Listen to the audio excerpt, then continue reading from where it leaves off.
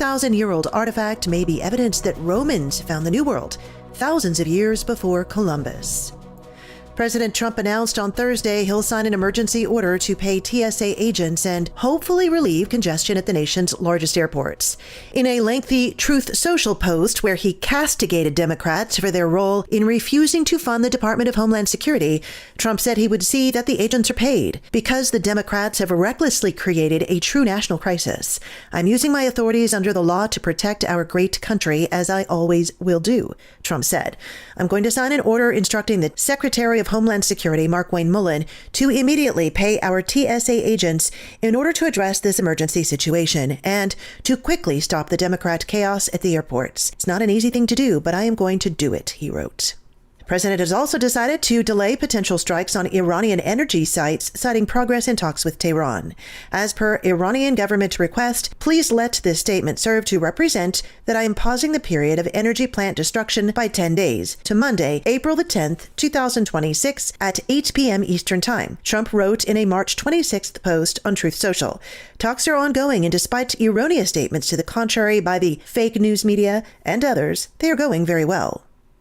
A large teen gathering in downtown Chicago descended into another night of chaos Wednesday night, prompting a curfew enforcement order and intensifying the debate over how to stop repeat takeovers in the Windy City. The activity centered on State and Lake Streets, where witnesses described crowds of young people running through the area, climbing on vehicles, engaging in fights, all the things. Fox 32 Chicago reported a private security group observed multiple fights, said one teen was beaten unconscious. The group also reported that bear mace was used at some point, and several minors were detained. Fights inside subway stations and a convenience store being looted. Our quote of the day: if according to times and needs you should be obliged to make fresh rules and change current things, do it with prudence and good advice. St. Angela Merici. Coming up, a look at more of today's headlines. You're listening to The Mike Church Show and the Red, White, and Dude Nation. Hey, folks, it's the King Dude. You know that thing that you just can't cook without? You know, the thing you call your bread and butter, or should I say, your beast and butt rub. Now, my seasonal is quickly becoming a kitchen essential for hundreds of American families. And how do I know? Because they've told me so. It's perfect on veggies, eggs, popcorn, chicken, and of course, pork ribs and butts. Make every meal a King Dude masterpiece with a sprinkle of flavor that you can count on. Grab yourself a bottle, or better yet, a six-pack at shop.mikechurch.com. Listen, were you forced into getting a solar contract and now you just don't want it anymore? Maybe the solar company misled you. Or is your solar contract buried with hidden fees? Are you not saving the amount of money you thought you would on your energy costs? Don't worry. At the Solar Exit Hotline, we can help you cancel your solar contract, even if the panels are already installed. Our experienced legal team will review your contract and help you cancel it, possibly saving you thousands of dollars. You got to call right now for complete details. So listen, if you're not happy with your solar contract for any reason, we are here to help you cancel it. Call the Solar Exit Hotline now for immediate options to help you exit your solar contract. This call is 100% free. 800-932-1789. 800-932-1789. 800-932-1789. That's 800-932-1789. Check out today's Saint of the Day at the Saint of the Day podcast at crusadechannel.com. Now a look at more lifestyle headlines. A hand-sized spider from Asia that can travel by air is expanding its U.S. web presence, penetrating deeper into the country than ever, with the potential to invade the Northeast, according to the New York Post. This lovely little golden arachnid, dubbed the Juro spider, originally hails from East Asia but was spotted in Georgia in 2013 after hitching a ride on a shipping container, per the Scientific American. And since then, it's shown up in 12 states. And it looks like the range is going to grow because the arachnids are about to hatch, and then the big yellow-bodied spiders will start ballooning, during which the Juro deploys silk parasail-like strands so they can be borne aloft by the wind, and they can be carried anywhere from a few feet to across oceans, according to the National Geographic. You'll know them by their bright yellow bodies with blue stripes and red markings. The female can grow up to 7 inches, and that's about as big as a human palm, but the male counterparts are about half that size and brown. The discovery of a 2,000-year-old Roman artifact in Mexico could upend our understanding of the New World, raising the possibility that Italians actually arrived in the Americas long before Christopher Columbus did. The figure was buried in a sealed tomb beneath 3 intact floors of a pyramidal structure alongside pottery shards, gold ornaments, and bone artifacts, as well as pieces of rock crystal. And these materials were typical of the time period and region, but this other thing wasn't. It boasts striking features that skewed more ancient Mediterranean than Mesoamerican. Then the plot thickened in 1961, writes the New York Post, when an Austrian anthropologist proposed the artifact could date back as far as 200 BC. And in 1990, a German archaeologist said the bust was without a doubt Roman, claiming its hairstyle and beard shape harkened back to that of the emperors from the Severan period in 193 to 235. I'm Janet Huxley for the Mike Church Show and the Red, White, and Dude Nation, because ethics in broadcasting matters. I need something to listen to challenge my faith and tickle my not-so-nice funny bone. Well, you won't hear anything about Mondays coming or cheeseburgers in paradise, but you will hear the most brutally honest Catholic-inspired commentary on Parrot Talk. Weekdays. Oh, this boats, beaches, bars, and ballads fan sees what you did there. Weekdays at 2 Central on the Crusade Channel, our app, and always on crusadechannel.com. Live talk and podcast radio. The way it should be. For the last time, I'm pretty sure what's killing the crops is this Brondo stuff. The Brondo's got what plants crave. It's got electrolytes. So wait a minute. What you're saying is that you want us to put water on the crops? Yes. Water? Like out the toilet? Well, I mean, it doesn't have to be out of the toilet, but yeah, that's the idea. But Brondo's got what plants crave. It's got electrolytes. Okay, look, the plants aren't growing, so I'm pretty sure that the Brondo's not working. Now, I'm no botanist, but I do know that if you put water on plants, they grow. Well, I've never seen no plants grow out of no toilet. Hey, that's good. You sure you ain't the smartest guy in the world? Yeah. So let's go back. Okay, look, you want to solve this problem. I want to get my pardon, so why don't we just try it, okay? And not worry about what plants crave. Brondo's got what plants crave. Yeah, it's got electrolytes. What are electrolytes? Do you even know? It's what they use to make Brondo. Yeah, but why did they use them to make Brondo? Because Brondo's got electrolytes.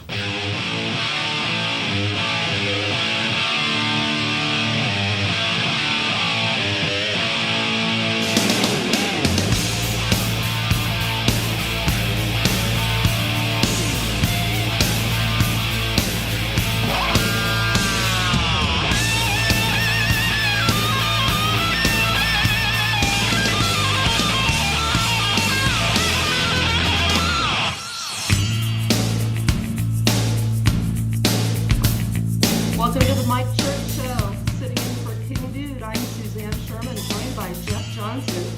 Call lines are open, 844-527-8723. That's 844-5-CRUSADE. Join us also in the stadium chat, mikechurch.com/chat. Jeff, how are you today? I'm doing very well.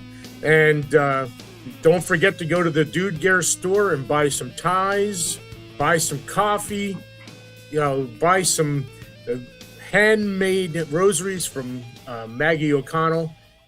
That's another way you can help out with the network, the Ethics in Broadcasting Network. And I'm glad to be here. Good morning. And in the background, and we have the greatest producer of all time in the background, and her 6 producer friends from Megyn Kelly's show. We got it all under control today. Well, we're figuring it out as we go. Poor Maggie got her cardio in yesterday, running back and forth from the studio, trying to keep up. This is really new to us, and we're figuring it out. And then there was a little drama. My camera went out right as the music started rolling, but the production gods figured that one out for us. And let's see, you can also support the show by donating directly in the chat, mikechurch.com/chat, also /donate if you want to donate from the website. Jeff, we have some interesting, little bit of catch up overnight. Now we've got, looks like the Senate has advanced the funding for DHS. That's going back to the House, and we'll see what happens there. Anybody that's had to travel has been reporting 6-hour delays, still missing their flights, ICE agents going to the airports.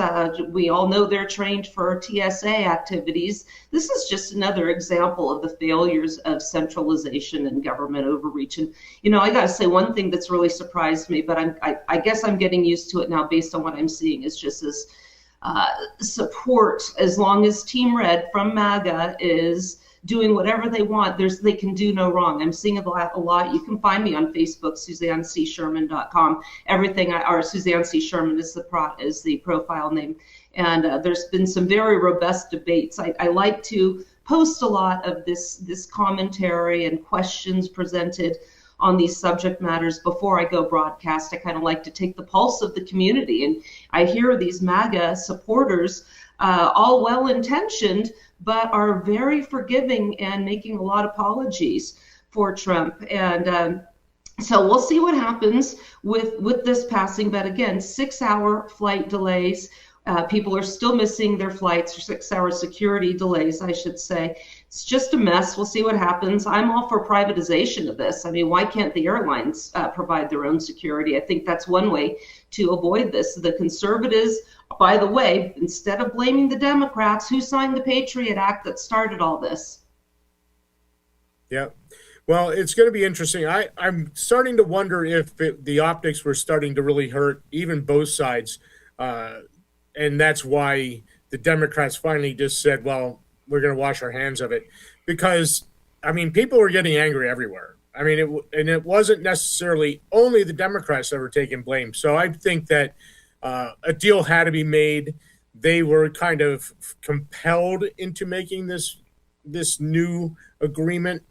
And it's just going to make it so that business and travel can continue on as it used to, because it was definitely going to have a very negative effect on business.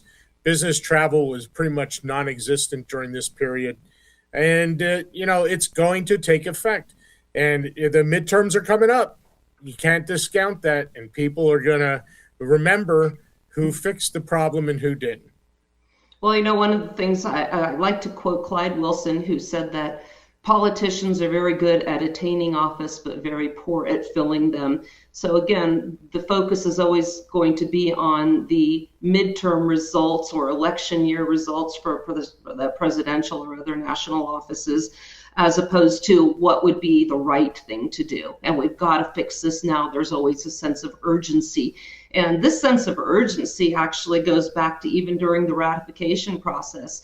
If you go to my website, SuzanneCSherman.com, you can find my book, Federalism, How Decentralization Can Save America.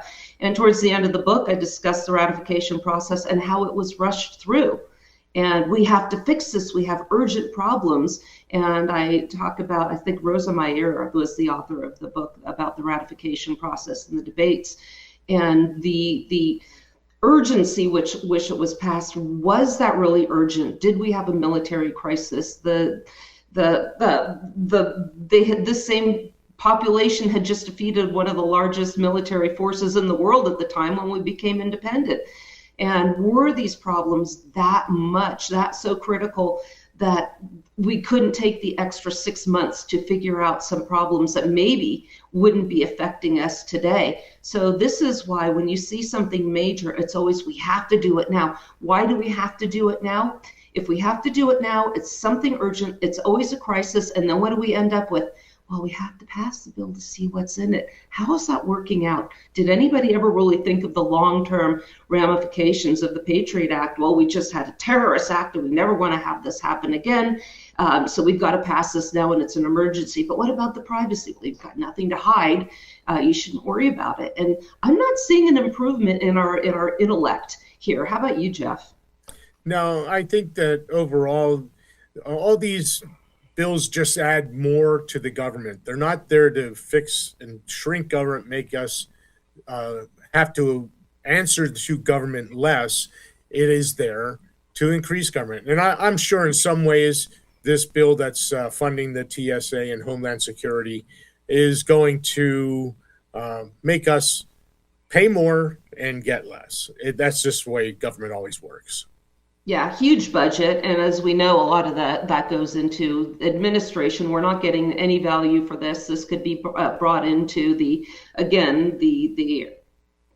the airlines could be paying for this. And we're just seeing we've left ourselves very vulnerable by centralization, as we have seen, and we talked about yesterday on the show, during 2020 with the COVID mayhem, when we had the meat shortage because of the choke point of these 3 processing factories. People couldn't go to work, so you're seeing empty shelves. And we're going to see some more shortages. I've got an interesting article that we'll get into the show in a little bit about whether or not we're going to have, in all intents and purposes, lockdowns as a result of this war now. So COVID-style lockdowns, but for different reasons. The moral of the story, doesn't matter what side you're on, never let a crisis go to waste. So I think we had some other news as well. I think Maggie can play digital file number 1 for us. And this is Donald Trump talking about his consternation with NATO. And we'll talk about the inconsistencies that one raises. Maggie, can you load that one up for us? Want to get dragged into their wars either. It's one thing, we're very disappointed. I'll say it publicly. We're very disappointed with NATO because NATO has done absolutely nothing. And I've always said 25 years ago, I mean, I was somebody that wasn't a politician, but I was always involved in politics and I understood politics. I said 25 years ago that NATO's a paper tiger, but more importantly, that we'll come to their rescue, but they will never come to ours. And I want you to remember that we said this. They didn't come to our rescue. Now they all want to help. When they're annihilated, the other side is annihilated, they said, we'd love to send ships. They actually made a statement, a couple of them, that we want to get involved when the war's over. No, it's supposed to get involved when the war's beginning, or even before it begins. We had the UK say that we'll send, this is 3 weeks ago, we'll send our aircraft carriers, which aren't the best aircraft carriers, by the way. They're toys compared to what we have. But we'll send our aircraft carrier when the war is over. I said, oh, that's wonderful. Thank you very much. Don't bother. We don't need it. And we don't need it, and we don't need them. We estimated it would take approximately 4 to 6 weeks to achieve our mission, and we're way ahead of schedule. Wow. Let's unpack that one. First of all, why does he need NATO's help if Iran has been totally annihilated?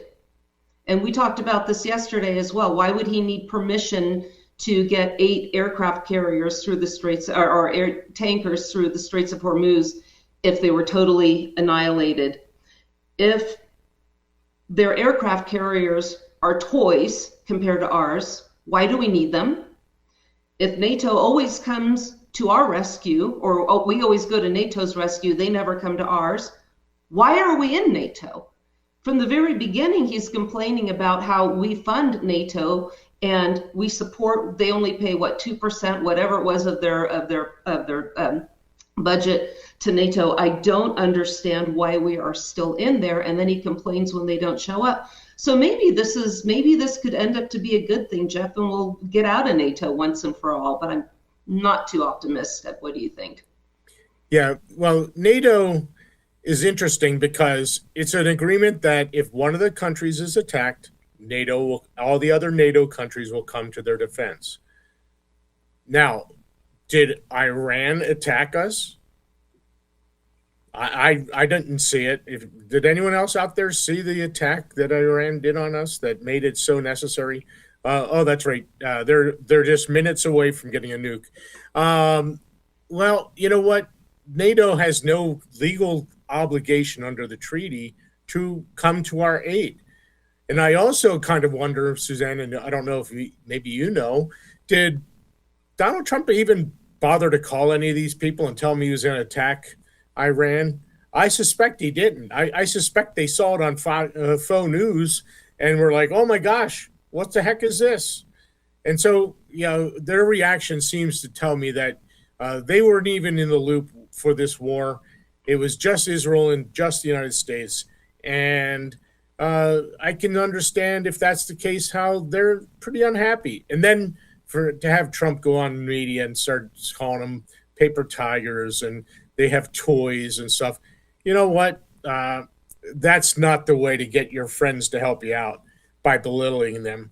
And here we are, yet again, stuck with the whole price of everything.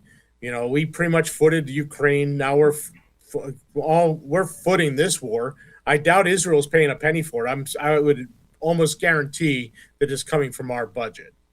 So, I'm at this point where, again, I shrug my shoulders and I just sit here and wonder, because I have no idea why this is all going on. Well, when he said they didn't come to our aid, like you said, I don't think any phone calls were made saying we're going to do this. And again, Marco Rubio swerved into the truth, and then they had to ratchet that one back. Why did you act? Well, we had to, because Iran was going to, or Israel was going to attack Iran, and then our troops would have been in danger. Does that make any sense to you whatsoever? And then the utter surprise when U.S. military installations are attacked. I spoke with a good friend of mine. He said I could quote him, Brian Duff. We both know him. He's a former Special Forces veteran, and he just said there is a lot that is being hidden from us. I'd like to bring him in at some point, but there is damage that isn't being allowed to be shown.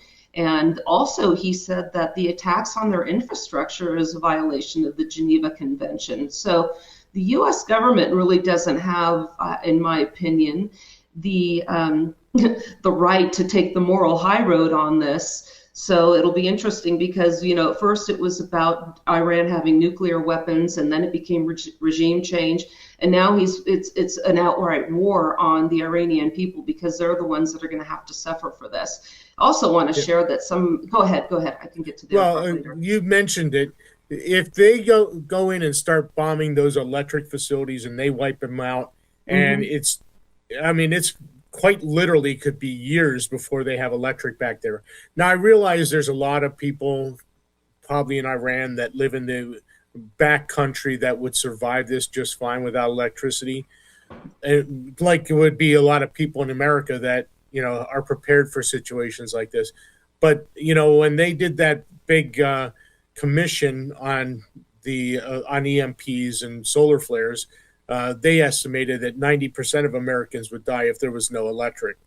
So if that's the case, if we could just put 90% there, we're going to end up with about 8 million people left in Iran out of their 90-some million.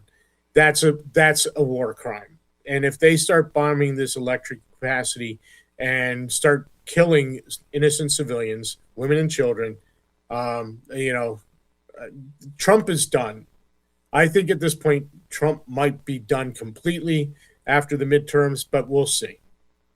Well, remember, was it Madeleine Albright that said that the deaths of, how many millions of women and children in that area were worth it to further U.S. interests and security? I mean, this whole thing to me is very unfortunate.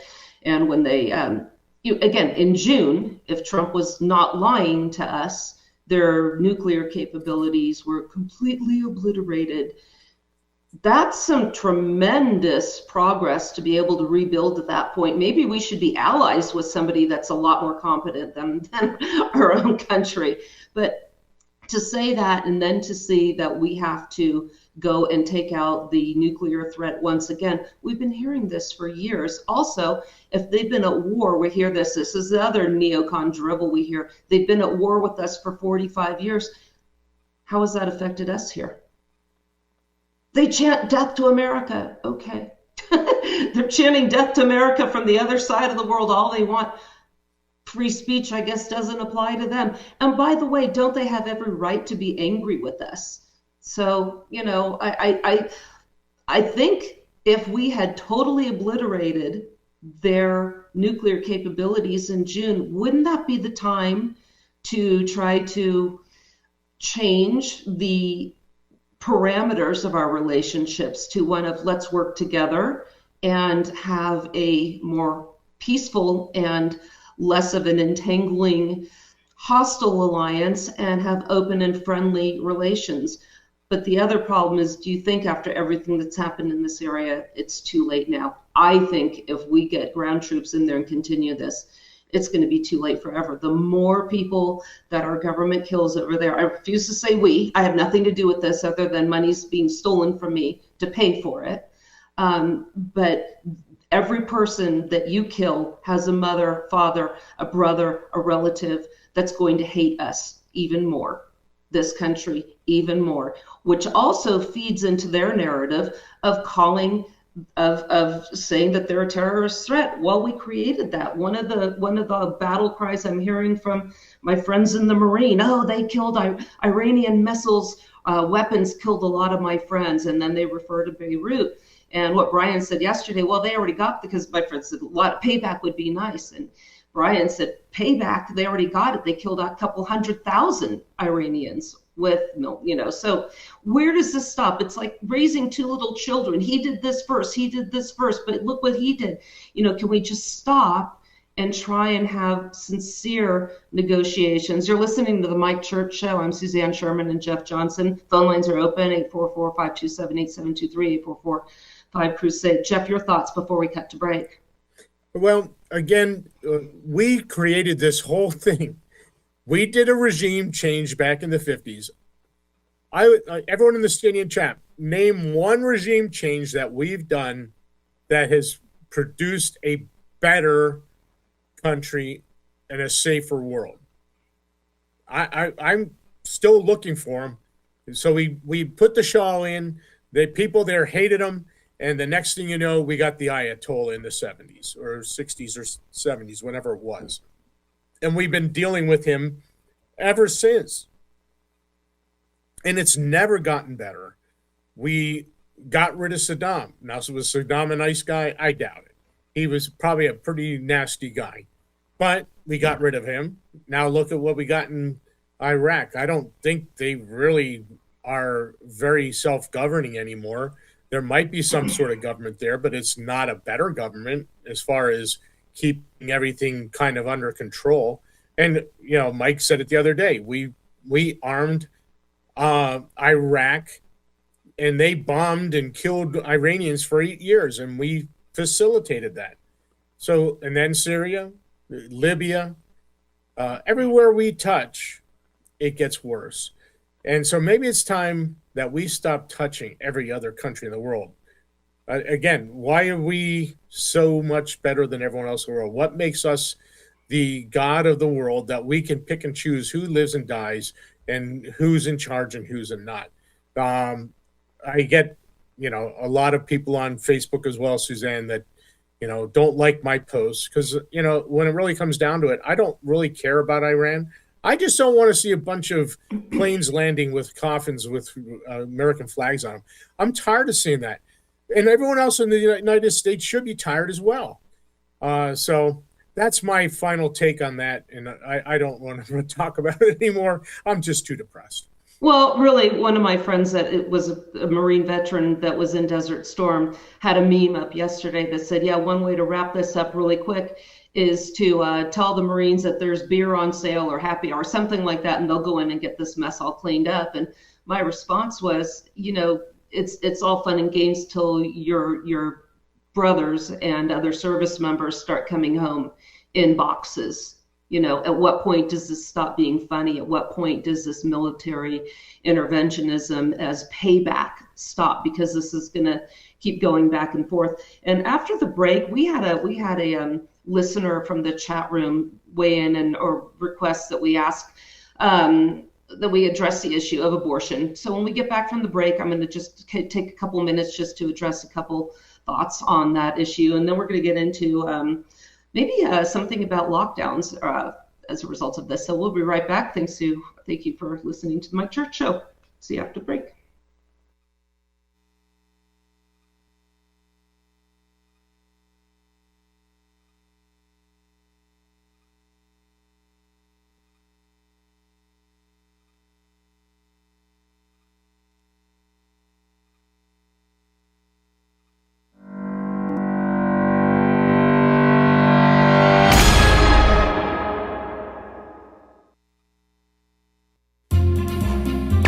You want your talk radio shaken. Do you expect me to talk? Not stirred. No, Mr. Bond, I expect you to die. Truth Never Dies on the Veritas Radio Networks. Crusade.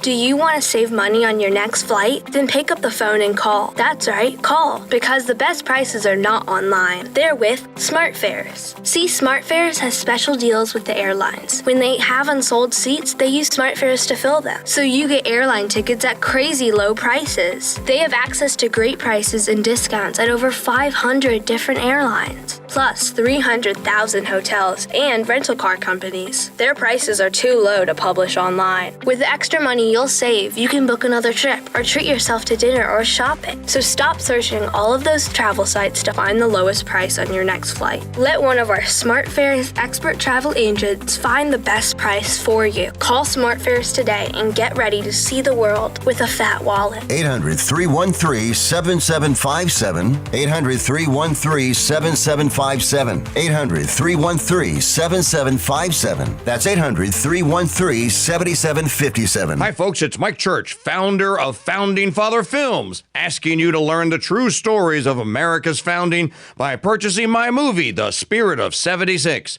The Spirit of 76 details the true story of the writing and ratifying of the U.S. Constitution. And here I would make this inquiry of those worthy characters who composed a part of the late Federal Convention. Sir, give me leave to demand, what right had they to say, "We the people"?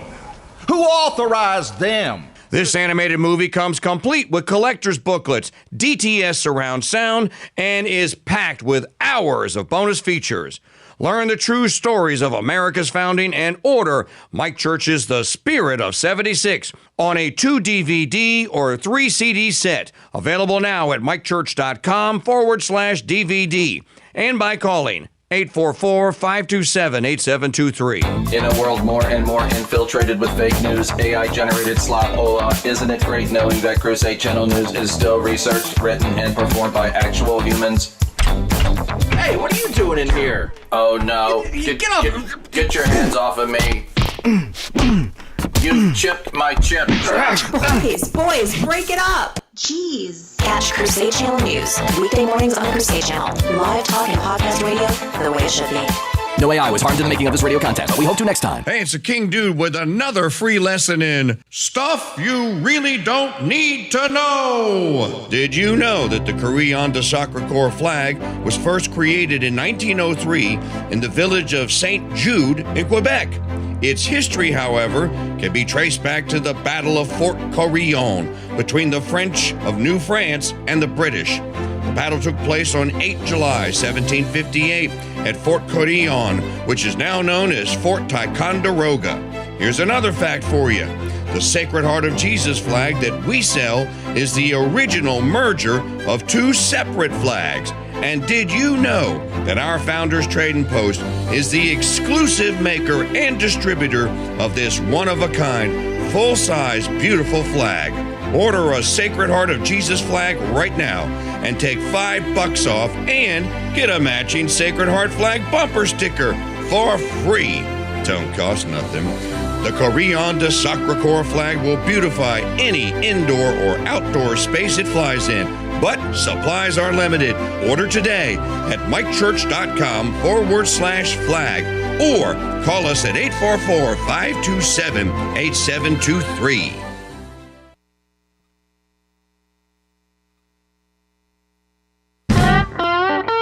The research department of the Mike Church Show has learned that most people listen to this show because you want your truth neat, straight up, and never watered down.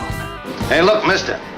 We serve hard drinks in here for men who want to get drunk fast, and we don't need any characters around to give the joint atmosphere. Is that clear? And the best part about taking in 100 proof truth is you can drive at the same time. And you'll never get a hangover. I'm so wasted! The bar at the Mike Church Show opens every weekday morning at 8 a.m. exclusively on the Veritas Radio Network's Crusade.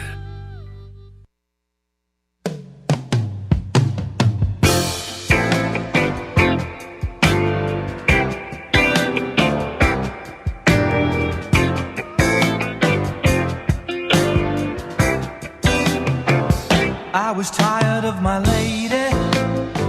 We'd been together too long. Like a worn-out recording of a favorite song. So while she lay there sleeping, I read the paper in bed. And in the personal columns, there was this letter I read. If you like pina coladas. Welcome back to the Mike Church Show. Suzanne Sherman and Jeff Johnson filling in for the King Dude today. Phone lines are open, 844-527-8723. That's 844-5-CRUSADE. Join us in the stadium chat as well. MikeChurch.com/chat. We're going to start off, Jeff, by answering quickly a question. Somebody posted, how do we ban abortion? There is a lot to answer that. First of all, we're going to peel the layers off and start from a government perspective. From a national level, pardon my French, we know that we can't do that. And we had Roe versus Wade, and then as we know, Dobbs v. Jackson came down a couple years ago, which returned, in my opinion, from a federalist perspective, back to the states. Jeff, so far so good? You're muted.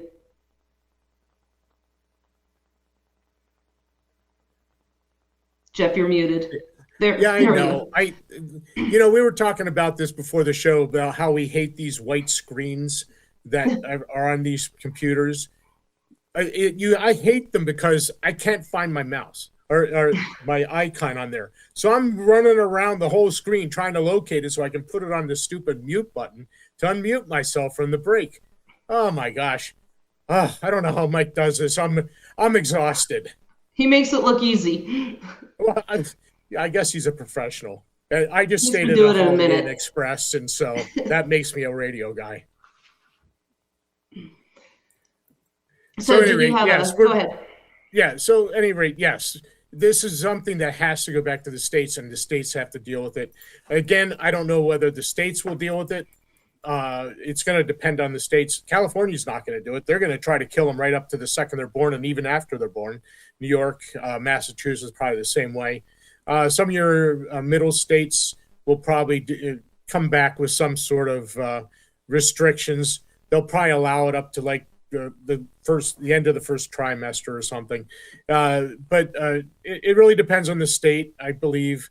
And you know more about the law, so I'll let you get into the legal aspects of this and the rulings by the Supreme Court. But that's where I'm at with this. It has to go back to the states.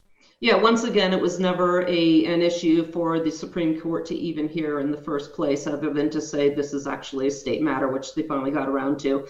Interestingly, as in the state of Utah, and yes, your assessment with regards to California and those other states is absolutely correct. And I have a good friend that's high up in the Utah government agency. I don't want to say which one, but I asked him, what's Utah going to do about this? And he said, well, we actually had a trigger law waiting to be put into effect. We just had to wait for the Supreme Court. So Utah has effectively banned it, I think, after a heartbeat, something like that. So my response to him was, why did you wait for the Supreme Court to give you permission? We went to the federalism discussion. I said, the 10th Amendment says that all powers that aren't delegated remain with the states. Utah could have done this all the time. And if the feds tried to stop you, we talked about nullification and interposition yesterday, you could have ignored them. But what's interesting to me, this doesn't even occur to them. And we talked about that also yesterday with regards to school funding, when it came to Common Core. Oh, we don't want to do that. Well, you don't get federal bribes. Oh, okay, yeah, we'll do what you say. So that was kind of interesting. And so that's, the states have pretty much hobbled themselves just because of lack of historical knowledge and legal information. But again, lawyers go through the legal education system that teaches them federal supremacy. And again, like we mentioned yesterday, this is ingrained very early on. We have the triangle of the checks and balances. And I remember in high school in the government civics class, they teach the supremacy clause, that any federal regulation is going to be supreme and trump, pardon me, any state regulation. So they use the example of air pollution, and well, California can have more stringent requirements, but not less stringent. And everything again defers to federal supremacy. But again, in the supremacy clause says the Constitution and the laws of the United States in the pursuance thereof are the supreme law of the land. So that's where the confusion is, and they're never taught that. So I agree with that. Utah could have put that trigger law into effect. It didn't have to be a trigger law. It could have said, this is our culture, this is what we believe in, this is what our constituents want, and that's the way it is. But then there's another angle to it as well, and I try to not let my personal beliefs on any behavior or activity interfere with my legal analysis of a situation. And lawyers are good at that. That's why everybody hates us. While I find abortion personally a very disagreeable, repugnant procedure, I also have a hard time saying that a law must be into effect to interfere in people's personal lives, because you have a very slippery slope. One of the things that was discussed on Mike Meharry's Godarchy podcast, Mike Meharry also was the national director of the communications director of the 10th Amendment Center, was the circumstances. Now, as we know, government is tracking everything. So you go to your doctor, you're pregnant, you go to your OBGYN, and now you start getting prenatal care. But then you have a miscarriage. Something happens. The pregnancy doesn't come to term. Is it unreasonable to assume, given the government's interference and everything else, that there's not going to be some sort of official follow-up? Well, wait a minute, where's this baby? Was the baby terminated? What was the mother's behavior? Well, we can track now. We can see, where did she go? What did she do? Did she go to bars? Maybe this is really far-fetched, but the stuff that's happening right now, once upon a time, I thought was far-fetched. And from somebody that lost a pregnancy myself, it's hard enough to go through without now having to jump through other government hoops to prove that you did nothing wrong to either purposely or negligently cause the end of that pregnancy. I know this isn't really something that you talk about much, Jeff, but do you think that sounds like a reasonable concern? I believe so. I think it's reasonable. I'm personally an abolitionist. I believe it needs to be completely abolished. I quit the pro-life movement because here's my take on pro-life. NRA, you name your rights association, and what is their main goal? That very next fundraising letter. That's it. And they'll, especially when you look like at the NRA, they'll gladly compromise on certain things just so they can get that next letter, not so because they want to get rid of overreach by the federal government, because when it really comes down to it, the Second Amendment is an absolute restriction on the federal government. So by me making that statement, every federal gun law ever passed, every court ruling on guns ever passed down are completely unconstitutional. There is no gray area in that. It is absolute. And so if you're going to talk about abortion, I put it up there in the neighborhood of that slavery stuff, and that we have to be abolitionists. And I know that that's not popular with a lot of people out there, but it is the correct thing to do.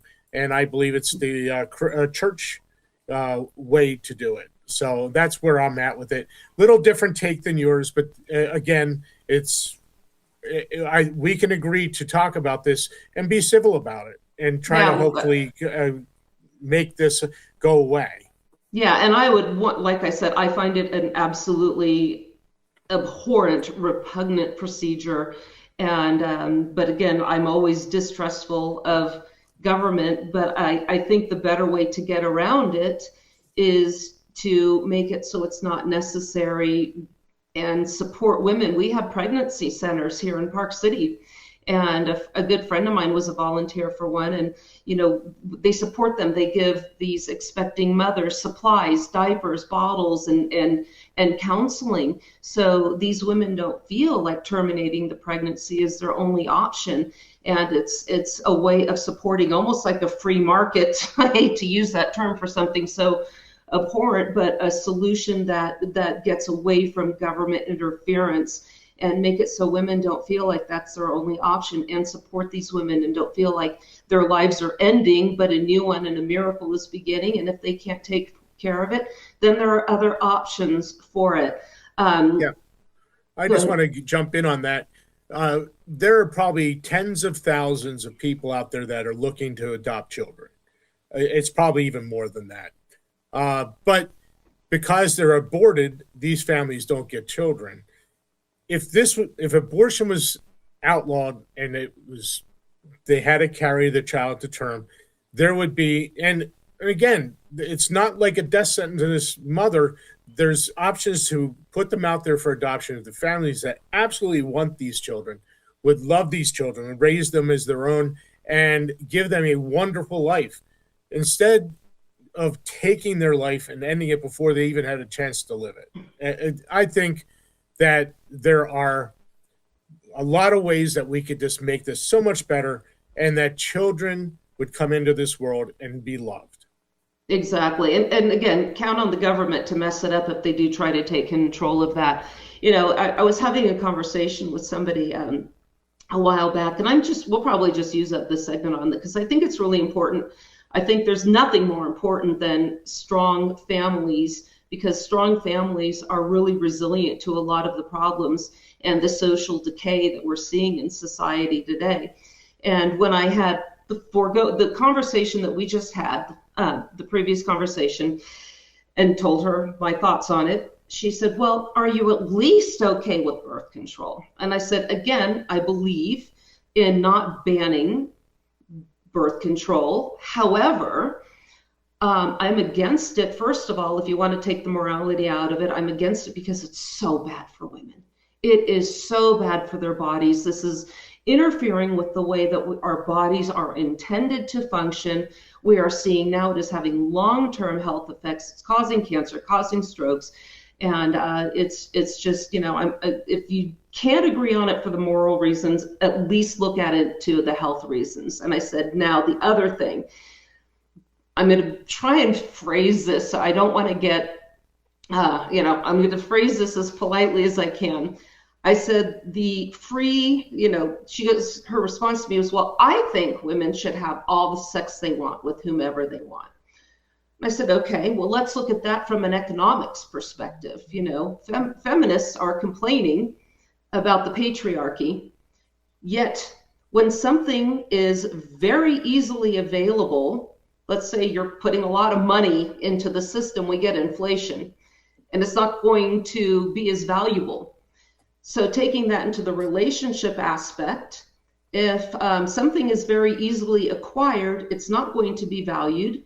Men know that this doesn't need to be worked for, it doesn't need to be cherished, it doesn't need to be respected, and they'll go on to another one. And the women may or may not care, but ultimately their value goes down and they are seen as less worthy of the respect that we see, spiritually that we should have, and just traditionally. We go away from these values, and again, we see the degradation of the family. And guess what?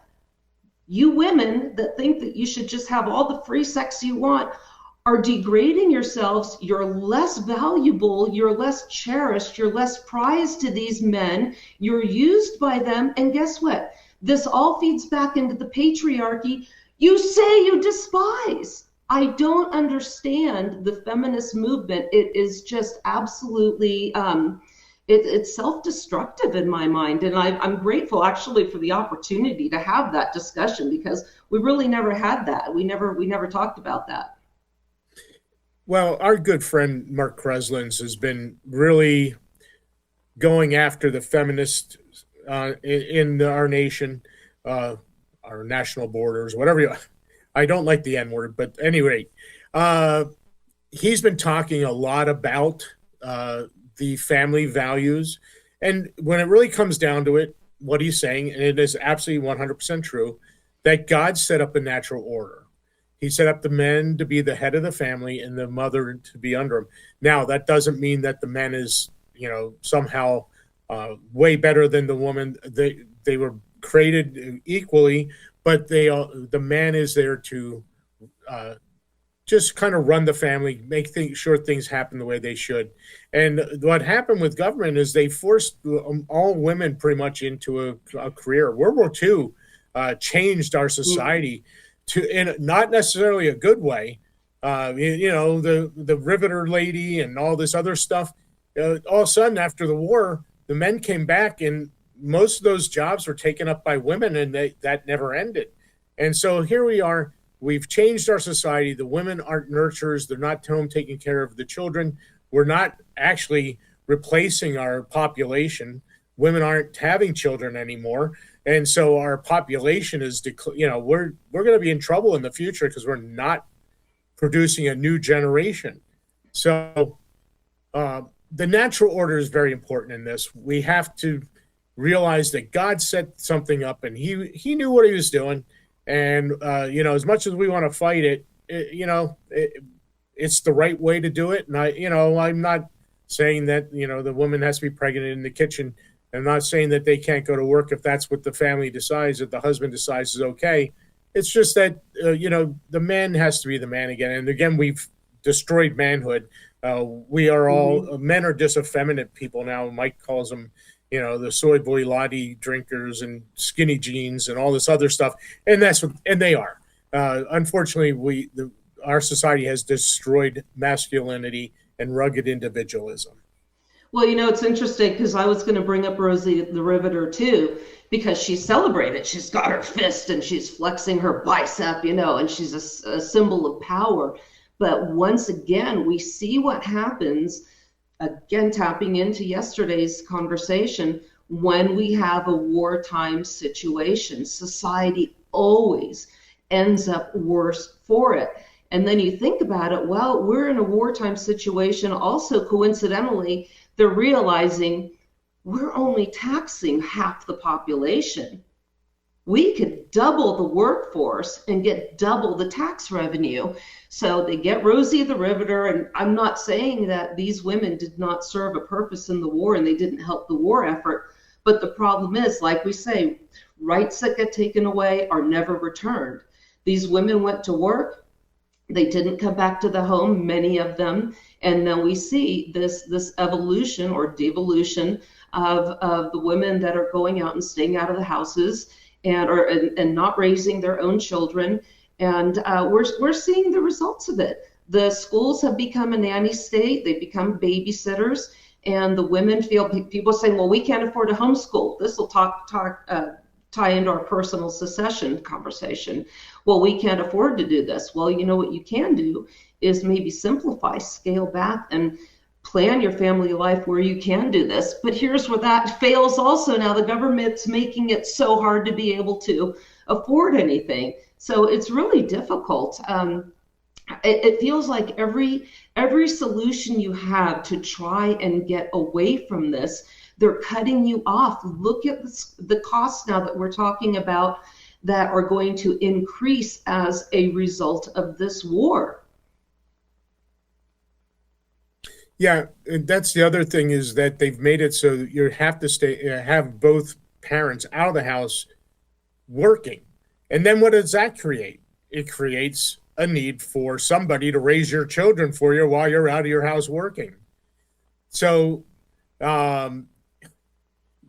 every solution that we come up with, they come out with another one. Just like you said, we have to get back to the point where, you don't have to have that $750,000 house to make you happy, and that $95,000 pickup to drive around to make you happy, and you don't need 5 cars in the garage, in your 5-car garage in your $750,000 house.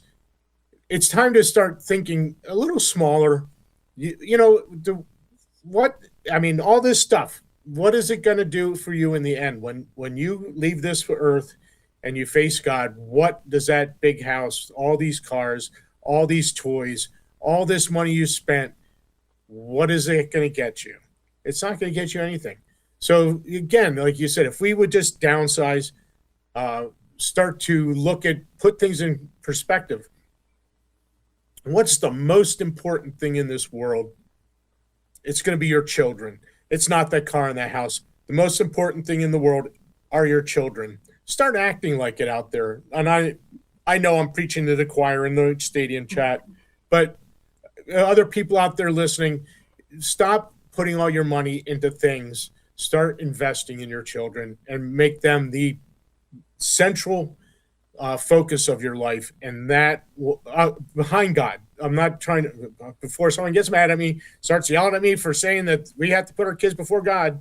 No, that's not what I'm saying. There's a hierarchy. We got God, the man, the wife, and then the children. Let's get back to the hierarchy. Obey God and put your children first. And, a lot of these things would just solve themselves. I don't think we would even have to have government involved in us if we just got our priorities straight as a nation. Well, and these biblical, obviously, references, at which I totally believe and I support, I don't want to exclude people because I also think that these are principles that are common sense and basic human decency. We have a very good mutual friend who is an atheist, who believes very much the same things we do. And when something makes sense, it does make sense. And it doesn't have to be because God did it, because it's the right way to do it.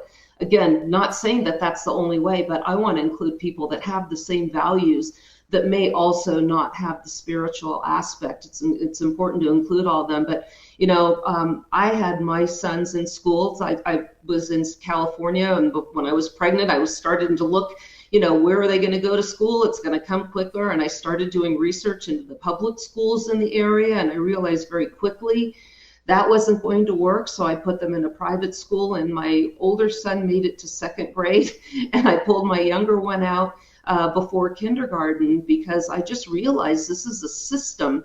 It doesn't matter if it's private or public, that just doesn't work, especially for young boys.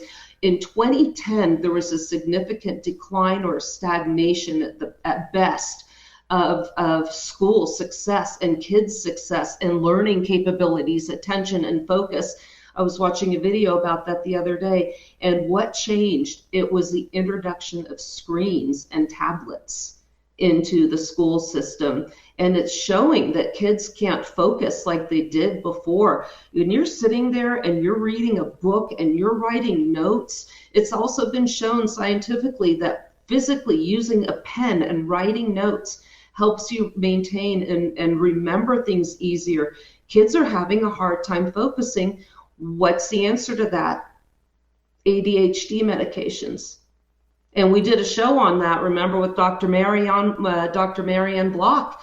And she was saying that these kids actually have other issues, lack of sleep, improper nutrition, possibly allergies that will that is really affecting why these kids are not functioning well in school. Then you look at the teenagers who have to do homework up until 1, 2 in the morning. Then they're on their phones, then they're chatting, then they're online, they're on their TikTok, doing whatever, and they're going to school exhausted. Energy drinks, all the other stuff they're doing to stay awake and to function, and all these other activities, pressure to get into college. We're just seeing a real big degradation, and this circles back all to the family. Focus, simplicity, personally secede, starve this beast, focus on your family, and keep it simple. Secede from this never-ending grind of having to keep up and pay all these bills. And I think we're about time for a break. Jeff, do you have anything else you want to say before we wrap up? No, I think we pretty much covered that, and I hope that our friend in the chat room got a good explanation of where we stand on this issue. And so, no, that's it. SageChannel.com. I need something to listen to challenge my faith and tickle my not-so-nice funny bone. Well, you won't hear anything about Mondays coming or cheeseburgers in paradise, but you will hear the most brutally honest Catholic-inspired commentary on Parrot Talk. Weekdays. Oh, this Boats, Beaches, Bars, and Ballads fan sees what you did there. Weekdays at 2 Central on the Crusade Channel, our app, and always on CrusadeChannel.com. Live talk and podcast radio. The way it should be. Silver and gold. In these turbulent times, buying silver and gold is such a no-brainer that even snowmen know they should do it. Now, all precious metal dealers claim to be the best, but only one can claim they are endorsed by the KingDude, and that's Miles Franklin. My friend Andy Scheckman's a regular guest on my show and a regular genius when it comes to silver and gold, and I trust him with my silver and gold purchases, and so should you. So email Miles Franklin today for your exclusive Mike Church Show discount price list.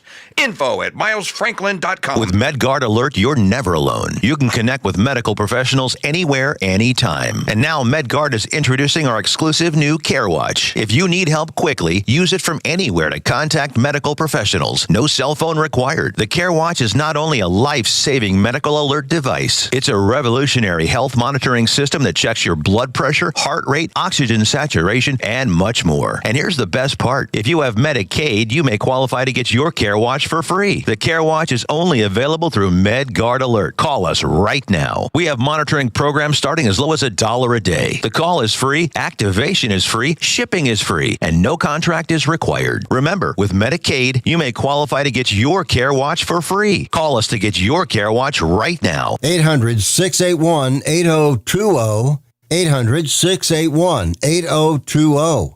800-681-8020. That's 800-681-8020. Hi, folks. It's Mike Church, founder of Founding Father Films, asking you to learn the true stories of America's founding by purchasing my movie, The Road to Independence, the movie.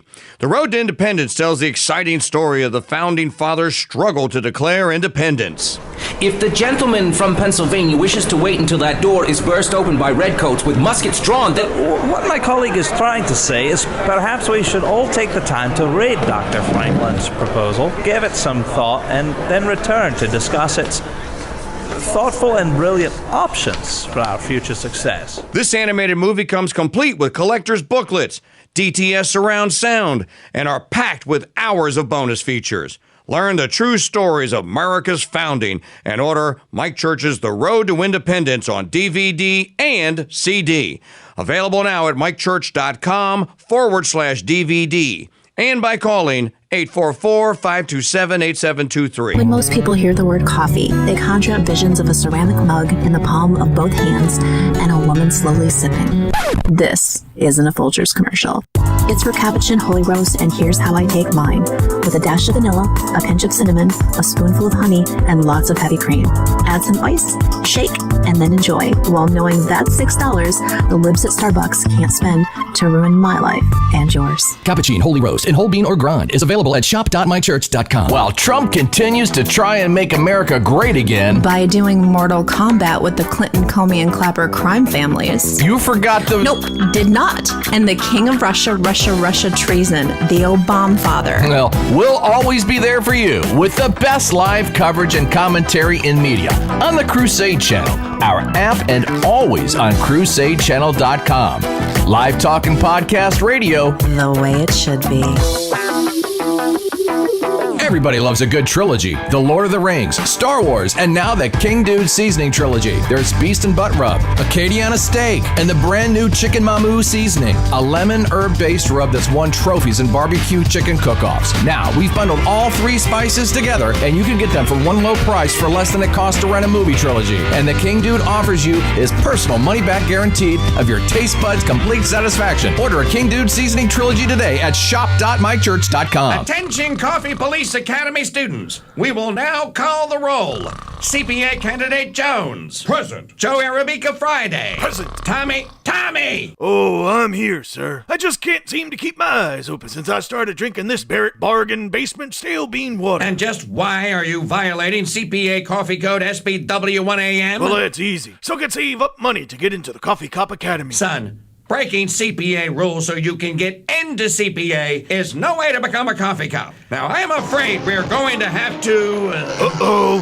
Sounds like Lou has found the academy, and he's on his second cup of Abbey Roast. Well, what does he want? He wants to know why the CPA didn't recognize his Rougarou nouns. Rougarou nouns? And I'm the one that rejected his application.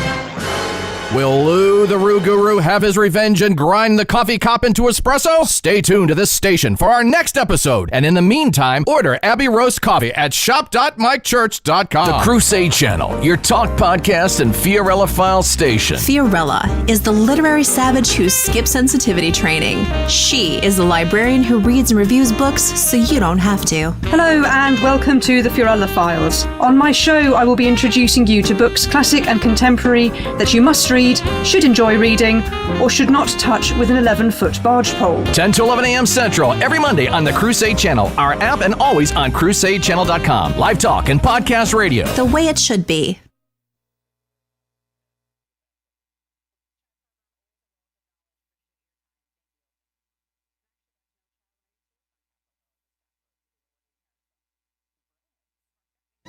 Most Crusade Channel wannabes only get the mission half right. Men, you are about to embark on a great crusade to stamp out runaway decency in the West. So why settle for half-baked radio hacks crusading in mono when you can get the real deal on the Mike Church Show? Now go do that voodoo that you do so well.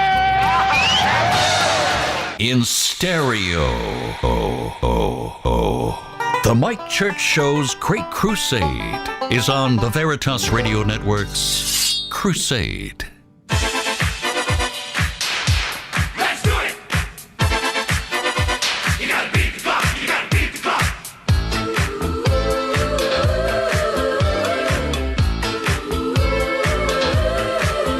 You can boogie, love disco, love that disco sound. Move up your body, spinning round and round. But don't forget, oh no. Don't forget, oh no. The stars on 45 keep on turning in your mind. But we can work it out. Remember, twist the shout. You still not tell me why, and no reply. All right, everybody. Well, there's a reminder to get your cardio in today. Welcome back to the Mike Church Show. I'm Suzanne Sherman, Jeff Johnson filling in for the KingDude. Phone lines are open, believe it or not. It's Friday. You can call in 844-527-8723, 8445-CRUSADE. Join us in the Stadium chat, mikechurch.com/chat. By the way, if you go mikechurch.com/donate, guess what you can do? You can help out the show. You can donate in the chat. You can donate at the website. Help us out. You can also go to the founders' trading post there. So consider that. Jeff, I want to let everybody know that coming up in the next hour, we have a really cool guest. His name is Pat Militech. He's returning. He is a veteran to the Mike Church Show. He was on last year. He is a UFC Hall of Famer, really cool guy. Much to my chagrin, we're not going to be geeking out on MMA, but he's got a lot of really cool stuff to talk about with regards to growing food, with regards to health, and we are going to go deep down the rabbit hole with this dude, so you are not going to miss this. Jeff, we kind of went over. I was going to take about 2 minutes to answer that question from the chat. That took the entire segment. I think it was really important, time well spent. There was an issue that we did not cover yet, and you had brought this up, and I think we need to bring that in right now. Junk Bond, also Greg Carpenter, is going to be joining us as well, and he can chime on in any time. But let's just bring up this one issue about the Maryland bill, and then we'll bring Junk Bond in. Oh yeah, I had pulled this up last night. I think it's new. Yep, the 26th this article came out. Annapolis, Maryland, the Democrat-dominated Maryland House of Delegates has voted 100-35 to pass a so-called equal education opportunities bill that pro-family groups warn would give the state control over the values of public and private schools alike, including religious educational institutes. What it's really coming down to is that they're going to force these Christian schools or religious schools to accept homosexuals and transgenders. So this is a really big blow to religious schools in Maryland. I don't know where they go from there. I'm sure at some point they'll take it to the courts, and who knows where that'll end up. So at any rate, I saw that last night. I don't know if what you have to say on that or your thoughts on that. So what do you think, Suzanne? I always have something to say. It doesn't matter what the topic is. First of all, private schools are really not private schools. They always fall under the auspices of state government control. Even in California, I did private school. I looked into, you can homeschool and they call it a private school. And I looked at the regulations that I was supposed to be falling under.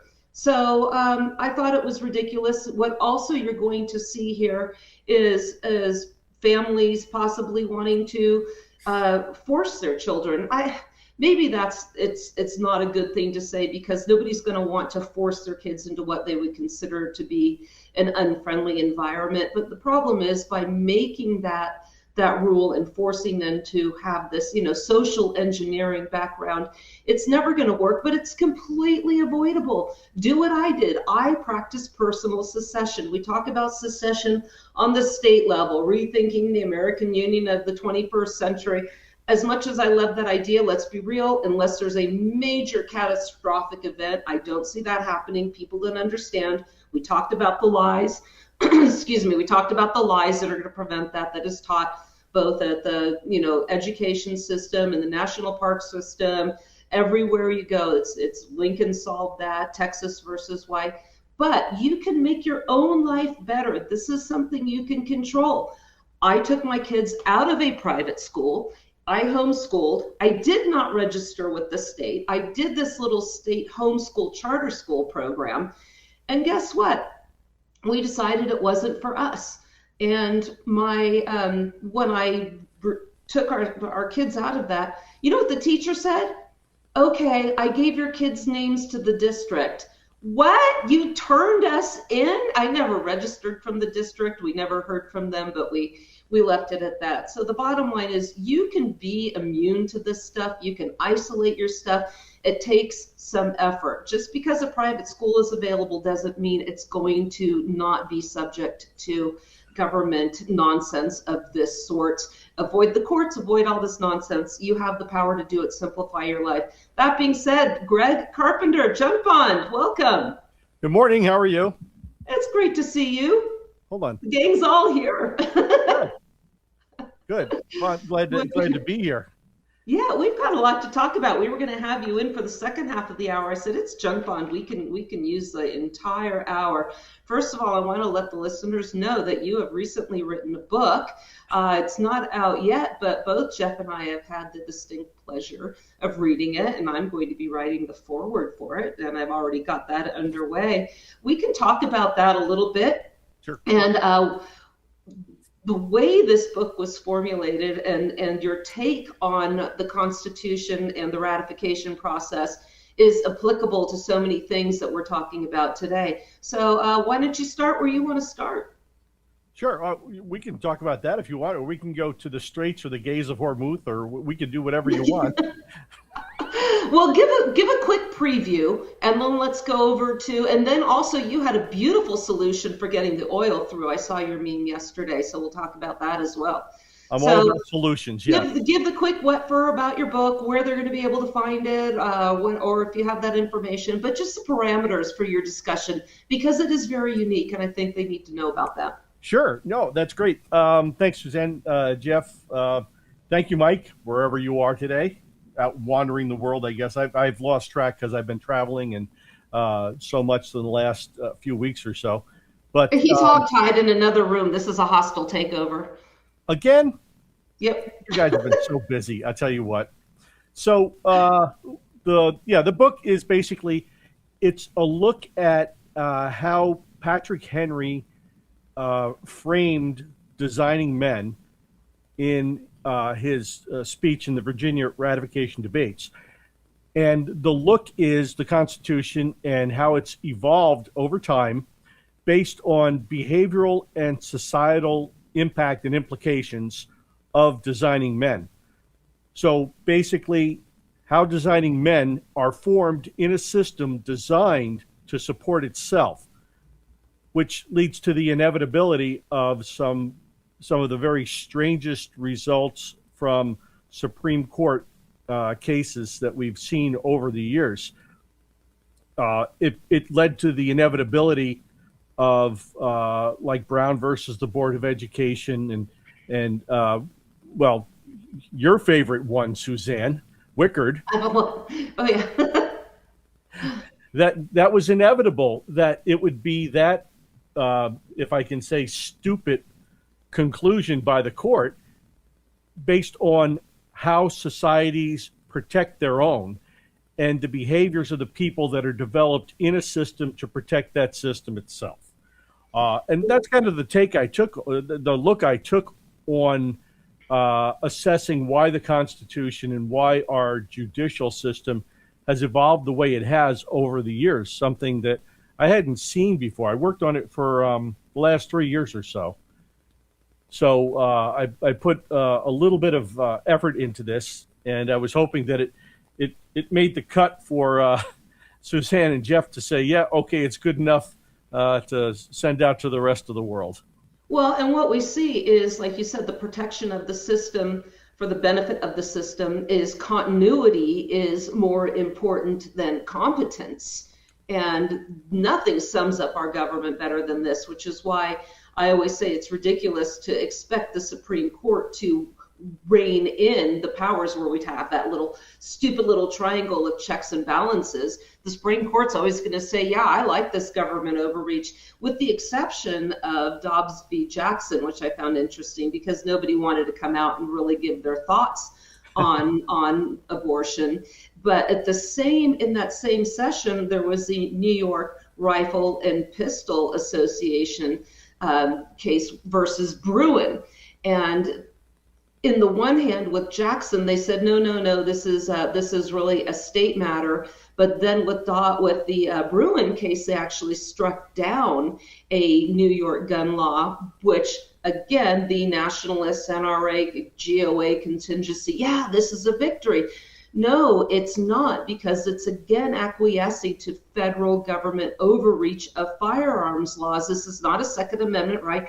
There's no such thing as a Second Amendment right. It's a restriction. It just says the general government is prohibited from regulating it, period. So why was the inconsistency? The inconsistency goes directly back to the point of your book, continuity, protection within the system, because if they said this is actually a state issue, and this would have been a glorious outcome, it would have obviated the need legally and required the disbandment of the ATF.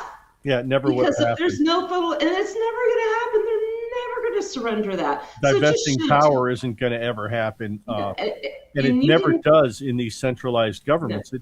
It's interesting. There's the very strong link of the creation of the nation state.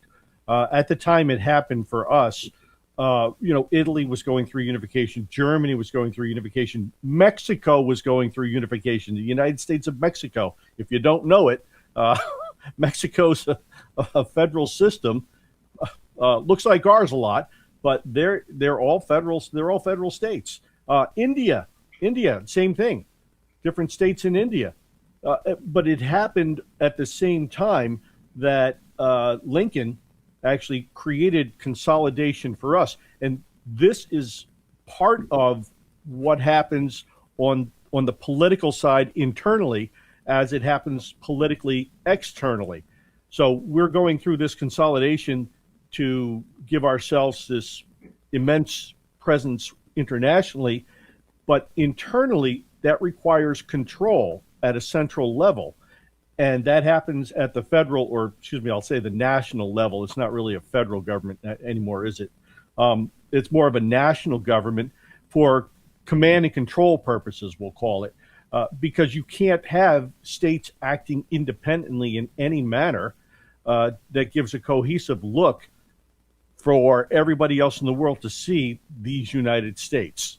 And the same thing happened with India. They have a centralized controlled government.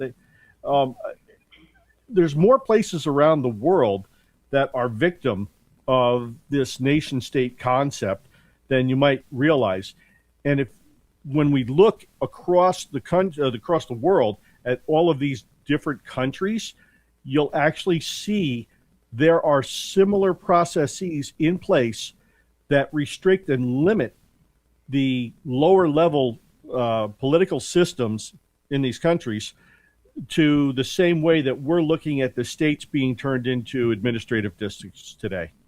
Yeah, and the way it should work is that the control should be localized. People need to feel like they have a say in their system of governance that affects them the most. Well, you want to have the illusion of control, right?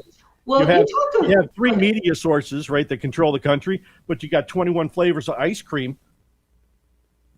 So you have control over your life. Don't worry. Hey, you know what? When you're really good at unpacking psyops, and I think this is a good chance to bring in, what's that digital file that has Mike Huckabee in it, Jeff? Is it 8? Yeah. Maggie, could you please put in a digital file number 8, and then Jung Bong, let's get your response, because I think they're really shaping the message here. Is Maggie around? Well, where does that come from? You know, there's a difference between dumb and ignorant. Dumb is that a person cannot process information. They just don't have the capacity. They don't have an operating system, if I put it in computer language. Ignorance. Ratification of the Constitution, where you have the Federalists and the Anti-Federalists, and you cover this in your book, where the Anti-Federalists, because of the nomenclature, are actually up against the wall of defending their position. And we see this, we've seen this with COVID, we've seen this throughout history of how one side is put forth, again, for continuity in the preservation of the system. Now, as we know, we have a very our greatest ally, Israel, contingency within our government. But Mike Huckabee is bringing up a point that it says why young Americans hate Israel. And here's what he's saying. Where does this come from? You know, there's a difference between dumb and ignorant. Okay, so now if you're questioning the war here, you're dumb or ignorant, or what I was accused of the other day was just paying lip service and not supporting our military. No. So dumb is a person that cannot process information. They just don't have the capacity. They don't have an operating system. You know something about those, Junk Bond. Ignorance is the data that isn't there. You know something about data as well. What we are dealing with is not an operating system problem. It's a data problem. We have not downloaded the proper data, the correct, true data into the minds of young people. Brainwashing. Who was our AG we had that said we needed to brainwash our young people against firearms? Getting back to the quote, we assume they will grow up intellectually curious and honest and look for themselves, but they're not. They're taking at face value what some podcaster says, and that is dangerous. You know why they're dumb? Because they're a product of the United States education system. That's why they're dumb, Mike. That's why they're dumb. Go ahead. What are your thoughts on all this, Junk Bond? Well, Huckety Huck is basically, yeah, he's a mouthpiece and a half. He's funny. His message never changes. His style never changes, which is kind of, as soon as you said it was Mike Huckabee, I'm like, I kind of know what the delivery is going to be because he keeps to one of 3 known patterns. And this pattern is pretty straightforward. He cites what he perceives as an issue. Then he calls out the group that is the problem. I'll call it the problem in big finger quotes because they're not necessarily the problem, because what he does is he redirects the fault of the problem back to himself and uses the proxy of the city-state, per se, right? So he actually takes and says, hey, this is what's the problem here, okay? But if you look at the problem, right, it's not their fault. It's somebody else's fault that we can't really put our finger on. And we don't know exactly how that happened or where it happened, but we know we need to get them the right information so that they'll think the way we want them to think. And that's what it comes down to is you're absolutely right. It is a propaganda speech, and it's a well-known script that he's using. So it's Huckabee. There's really no substance there ever other than just learning how to be a better propaganda artist. And the fact of the matter does remain that we are seeing a lot of younger Americans. Nick Fuentes is leading part, is a leading factor in this charge of the movement against Zionism, which is a political system. So how do we frame the argument? Well, you're an anti-Semite, clearly. So again, it backs the person that's questioning the desired preferred narrative up against the wall and having to defend themselves. So you're an anti-Semite if you don't want more troops killed. You're an anti-Semite if you think that we cannot afford this. We are 39 trillion in debt, something stupid like that. Now we're about to send troops to hit the ground there. I hate the term boots on the ground. I think that's entirely disrespectful. Those are fathers, sons, those are brothers. This is a horrible thing to just call them boots. Right. So when you question it dehumanizes, it right? Dehumanizes them, which is tolerable exactly to the masses when you say boots on the ground. Boots on the ground, yeah, they're not human beings. That's right. Perfect, and that's exactly what they do with our enemies. We dehumanize them. They're terrorists. No, they're still human beings, and your collateral damage, right? The whole talk of collateral damage. Acceptable losses because they're really not human beings. So he's saying that ignorance is the data that isn't there. Well, and then the data is there. That's the problem. And you know why it is there? Because of the podcasters that he's hating. The data that isn't there is what we're being lied to about in the mainstream corporate media. Right. So the framing, now it's the framing of what he wants presented to support his political point of view, and basically to support the Republican Democrat balanced argument point of view that has to be perpetrated. You can't just do something unilaterally. You have to have a measured objection to that to substantiate why it's happening in the first place, to actually push the agenda forward. And that's where in this case, that's where the Democrats are coming in. The Middle East issue is so much deeper than what we superficially look at here in America. America's the 5-minute society, and then we're off on something else. We're scrolling somewhere else. We're looking at somewhere else. But how many people, like in the audience, knew that, for example, let's take a look at the PLO just to start, that Yasser Arafat was a freaking Egyptian. He was taken and sent to school in Russia by the freaking KGB and taught how to be, for lack of better terms, an a-hole. And he was to be the thorn in the side, to actually get audience with Jimmy Carter. And they did that. Huge deception campaign. He's not Palestinian, but he plays the part really well. And that created the whole leverage point that the Soviet Union needed to maintain the instability that they wanted in the region. And by the way, Israel didn't want peace. War is big business. And Israel wasn't getting hurt. They were beating the snot out of everybody decade after decade. They were making tons of money on this stuff. It's not something that they wanted. They did not want a peace agreement.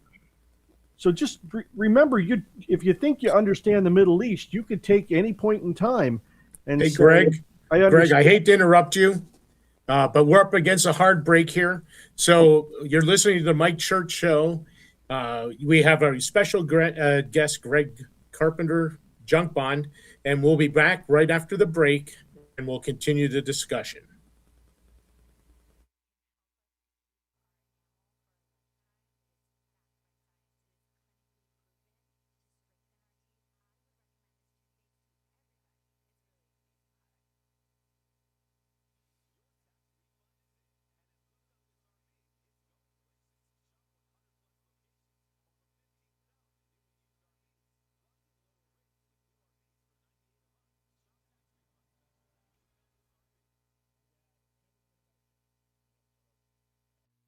You want your talk radio shaken. Too many free radicals. Free radicals, sir? Too much red meat and white bread, and too many dry martinis. Not stirred. Then I shall cut out the white bread, sir. Truth never dies on the Veritas Radio Network's Crusade. This is a pixel. I'm Groot. Now, if you put a couple of million of these guys together, you can make a sentence on an LED screen. Put a couple of billion of them together, and you can make a whole page. Put 360 billion of them, and you got Chesterton's book, Orthodoxy. But it doesn't smell like a book, and it burns teeny little holes in your cornea. So is the pixel really your friend? I'm Groot.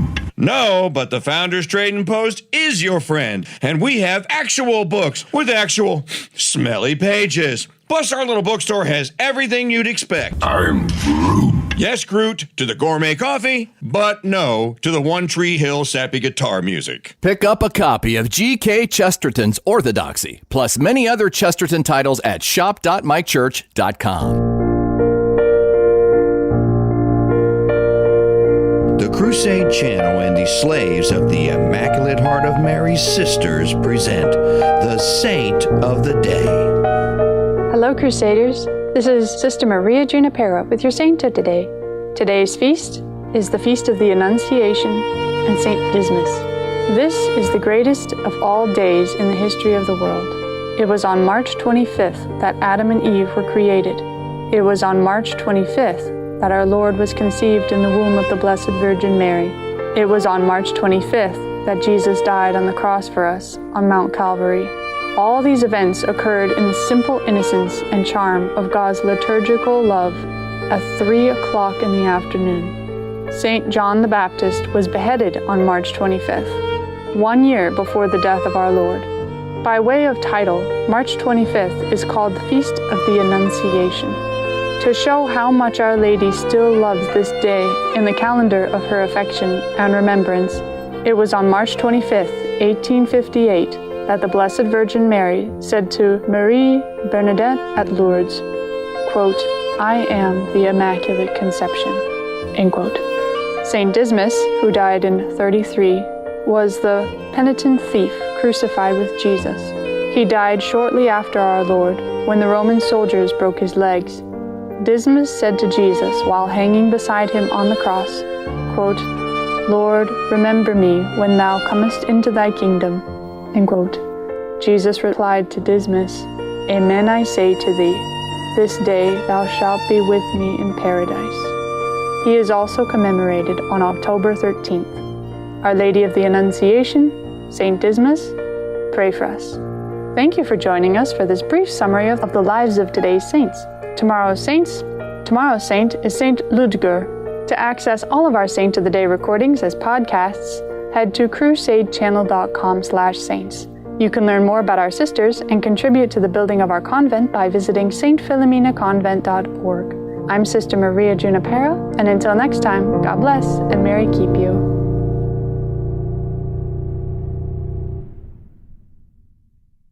Do you want to save money on your next flight? Then pick up the phone and call. That's right, call, because the best prices are not online. They're with SmartFares. See, SmartFares has special deals with the airlines. When they have unsold seats, they use SmartFares to fill them. So you get airline tickets at crazy low prices. They have access to great prices and discounts at over 500 different airlines, plus 300,000 hotels and rental car companies. Their prices are too low to publish online. With the extra money you'll save, you can book another trip or treat yourself to dinner or shopping. So stop searching all of those travel sites to find the lowest price on your next flight. Let one of our SmartFares expert travel agents find the best price for you. Call SmartFares today and get ready to see the world with a fat wallet. 800-313-7757. 800-313-7757. 800-313-7757. That's 800-313-7757.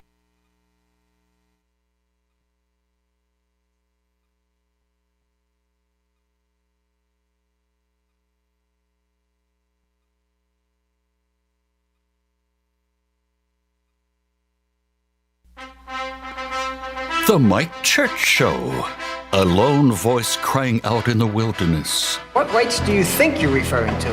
Rights, like in that official paper that they wrote down the street there? That's the Bill of Rights. Yeah, the Bill of Rights. Don't it say something about going after what makes you happy? No, that's the pursuit of happiness. But what's your point? My point is I'm pursuing something and nobody looks too happy about it. He's defending your pursuit of the right to happiness by way of the truth since Rocky IV. Who's got the right to tell you that? Who? Nobody. The Mike Church Show is heard exclusively on the Crusade channel.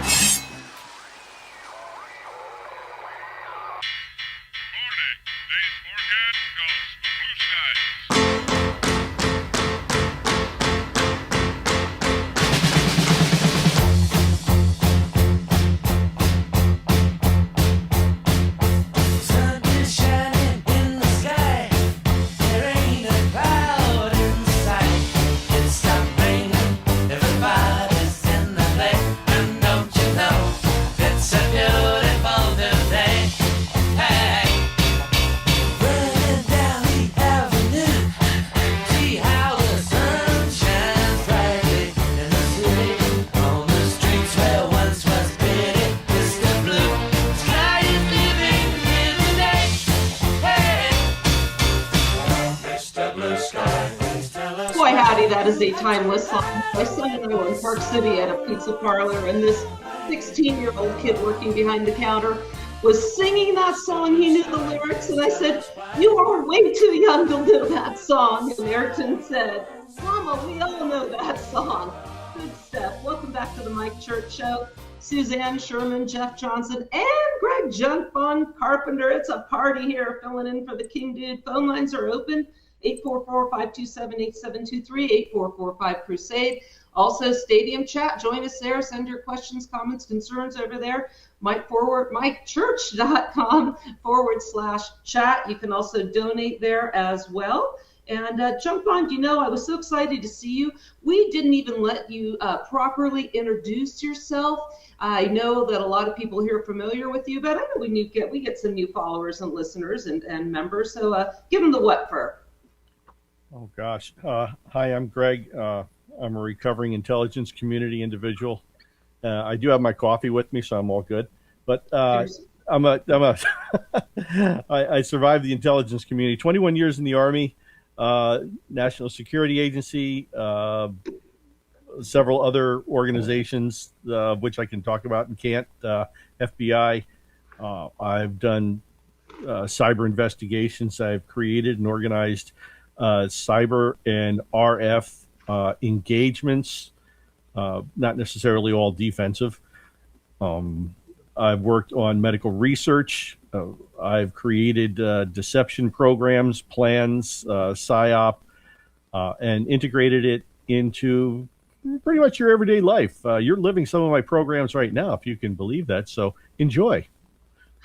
Well, thank you for that. Let's address a couple of the things I wanted to ask about, because we're talking about control of the narrative, and there's been somebody, before I get to Jeff Kent, I want to follow up first with Mike Huckabee. Can you explain how he seemed to get a pass with his shenanigans with that Pollard gentleman? You broke up, Suzanne. I'm so sorry. Part of that came across garbled. Okay, so that's a no. Is that the no-fly zone for you? No. Go. No. Oh, okay. It really broke up. I had a good signal, and then it went. Blah, blah, blah, blah, blah. I was like, "What the heck was that?" You want to know something about Huckabee, other than he's a tool? But yeah, that's my normal voice. How did he seem to get a pass on this whole meeting with Pollard? Yet Jeff Kent's in hot water. Oh, so there's different levels of being indoctrinated in DC. Huckabee is long-term vetted into the system as an insider. He's got certain immunities and pleasures that Jeff Kent won't get, because Jeff Kent is currently working in the administration. So there's certain limitations that you have when you're engaged and working, as opposed to the gray beard on the outside providing information coming back in.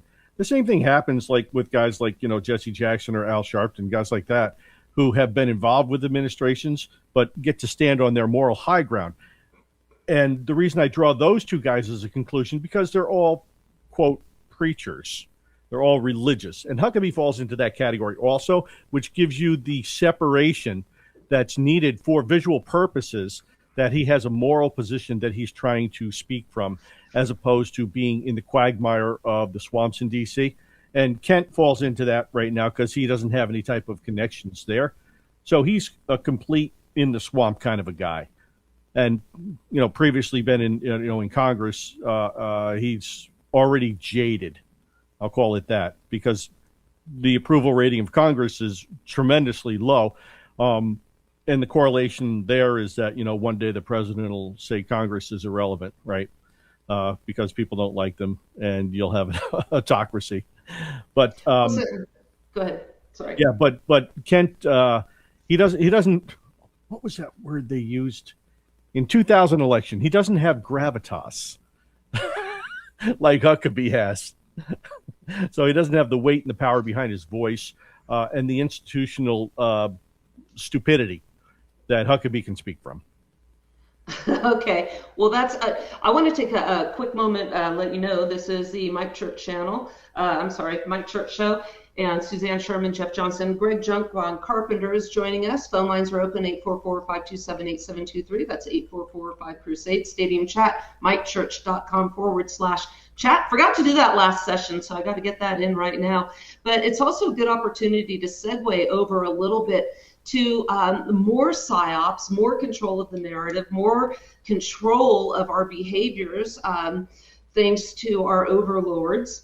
And a big one to me concerns our health. We talk about personal secession. One way we want to personally secede is also from being enslaved on the plantation of big pharma and the American healthcare system, which, as we know, seems to, it's a better business model to keep us perpetually ill because we're good customers that way. And that's where the profits lie. So let's talk a little bit about how our food system has been manipulated. I remember when I think I was 8 years old, and before school, I used to love soft-boiled eggs and bacon. Who doesn't love bacon? And I remember one morning, this morning just stuck out. Mommy, can I have some eggs, please? Eggs are bad for you. You can only have 3 eggs a week. I had 6 yesterday, by the way, I'm just saying, and a ribeye. They're bad for you. You can have 3 a week, and you already had 2. And you know what I got? One of those round waffles from the toaster. So from having bacon and eggs, I had to go to oatmeal, sometimes that instant package stuff, cereal, those hideous toaster waffles, and it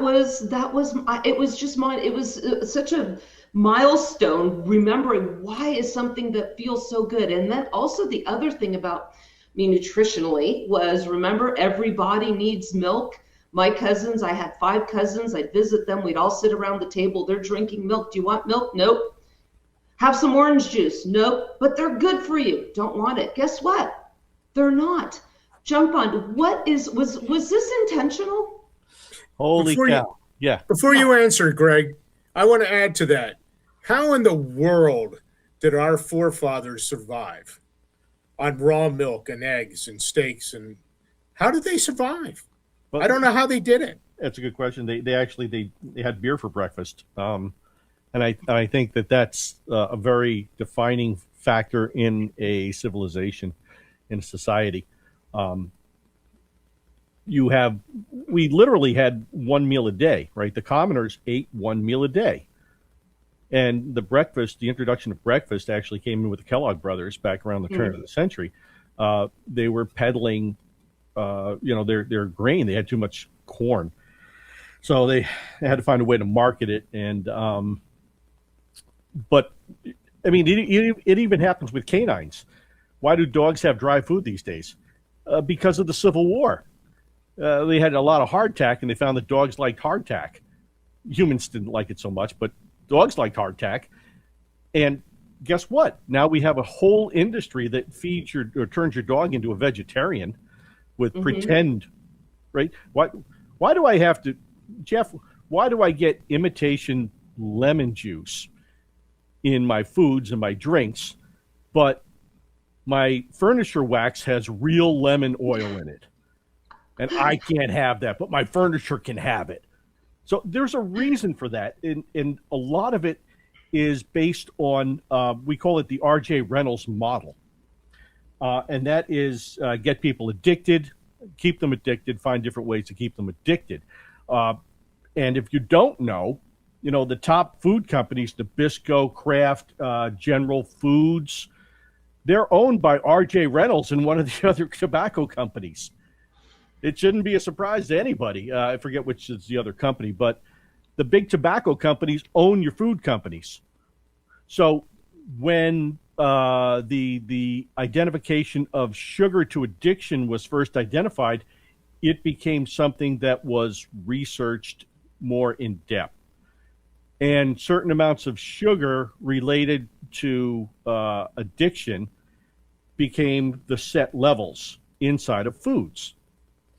As new foods were introduced, those were given specific amounts of sugar that created the addiction needed for people. Do you think about it? When your average person, how many days a week do they go without eating refined sugar? I'm going to guess 0.0. Yeah, we need that little button Mike pushes for the 0.0. I love that one. Yeah. It's incredible because even you go to the store, look at sausage, Johnson's Farms sausage, or pick any one you want, and 3 or 4 ingredients are sugar. Why do I have sugar in sausage? It doesn't need to be there. But if you look at the holistic model of sugar requirements for addiction, you actually see that it makes sense to have it across the board, because when you have eggs, you don't have sugar, right? Usually there's no sugar in egg, but there is a degraded quality of eggs if you don't have chickens that you've raised on real food. They're given soy and crap and fillers and all this other stuff that actually makes them expand. And when you get them, why do you think the chicken today is like 10 times bigger than a chicken was 40 years ago? It's not because we've genetically bred them to be superior beasts. We fill them with crap that makes them bloat, and they look like us. And you have to process them within a certain amount of time because their legs can no longer support their weight. Very, very unhealthy. I mean, we've just seen a food system that has just been so detrimental to our health. And, one of the things I say about President Nixon, it's unfortunate that he seems to be typically remembered most for Watergate, but notwithstanding the gold standard issue, I think one of the worst things that a president, Republican now here, did to our society was allow the introduction of high fructose corn syrup, particularly when it was politically motivated. Is that the correct story? That's absolutely correct. And at the same time, Nixon, with one swipe of the pen, changed the farming system in the country to give the benefit to the large farms as opposed to the family-owned farm, which created the collapse of the family-owned farming system. And it's the collapse and the instability now that we see on family farms. The reason why they can't survive is because this bill, I forget the name of the bill that was passed, but basically Nixon signed off and said, this is one of the greatest things we could ever do. And that was literally destroying the family-owned farm and destroying our ability. When you grew up, did you have a garden in your house? Sure. Everybody had a garden. What was that a holdover from? Well, it was, colonial times, pre-colonial times. Yeah, I get that. But the resurgence came during World War II. And we had victory gardens, things like that. So everybody became really involved. It was a community effort, community interest. Now you have that disassociation from community. You actually have isolation of individuals in places. And these individual farms that were larger scale victory garden systems that are in place couldn't survive on their own. They couldn't survive without the community. And they all failed. They all collapsed, and they all turned into these huge monstrosities that are farming the country now. There's only a few companies that own all of the farming, quote, systems in the country anymore. It's the same, with media. We don't have anything that's small. Mike talks about scale all the time. Right. Oh my God, this is a perfect example. Where the heck is Teddy Roosevelt? Where's the trust buster now? You need him now. Well, it's interesting because you just touched on the Aristotelian theory of scale, where something can be so small it doesn't function, where you have somebody's own garden isn't going to work, which is, again, I tell people, form a community. If you're good at growing tomatoes, grow tomatoes, have your neighbors grow, and then trade, barter, do all that within your community, and you can get a really good food supply. And Pat's going to be talking a lot about farming, so I'm really glad you're sticking around. He's been talking to farmers as well, who have some very disturbing stories that they're going to be telling. So this is going to be interesting. I know a family member, they also raise cattle. So this is going to be a very interesting story. And there's been a war on what you said, and going back to the other end of the scale, beg your pardon, is they're so big, they're not functional. I don't know if you saw that show, the documentary Food, Inc., and it illustrates how these people that have their family farm, who then go into business with companies like Tyson, and then they have to go into debt like $1 million to upgrade their farms. And now the conditions these chickens are in are horrible. Then guess what? You have to do another upgrade. And now these people are financially enslaved. And now they're in debt. They don't own their farms anymore. And this is how they all get taken up. And the words you used ties into what we were talking about before you came on, the attack of family and how feminism has come into play with this. This is another aspect of destroying the family farms. You can look at the child labor laws. Oh, well, that's a good thing. We don't want children to be overworked. We want to shuffle them into the government schools. Okay, so we're going to get them off the family farm, get them away from their parents that have these farm, hardworking, rugged individual values, and get them into the system that's teaching progressivism, teaching them, the reliance on the government to solve their problems. And also, now that they're going to be away, they're not going to have an interest in this farm when they grow up. You break the connection to community. Yes. Yes. That's the key. You look at these. Pardon me, I don't mean, but you're absolutely right. If you look at the evolution of farming in the States, it follows the inception of the train and the coal mining system into existence.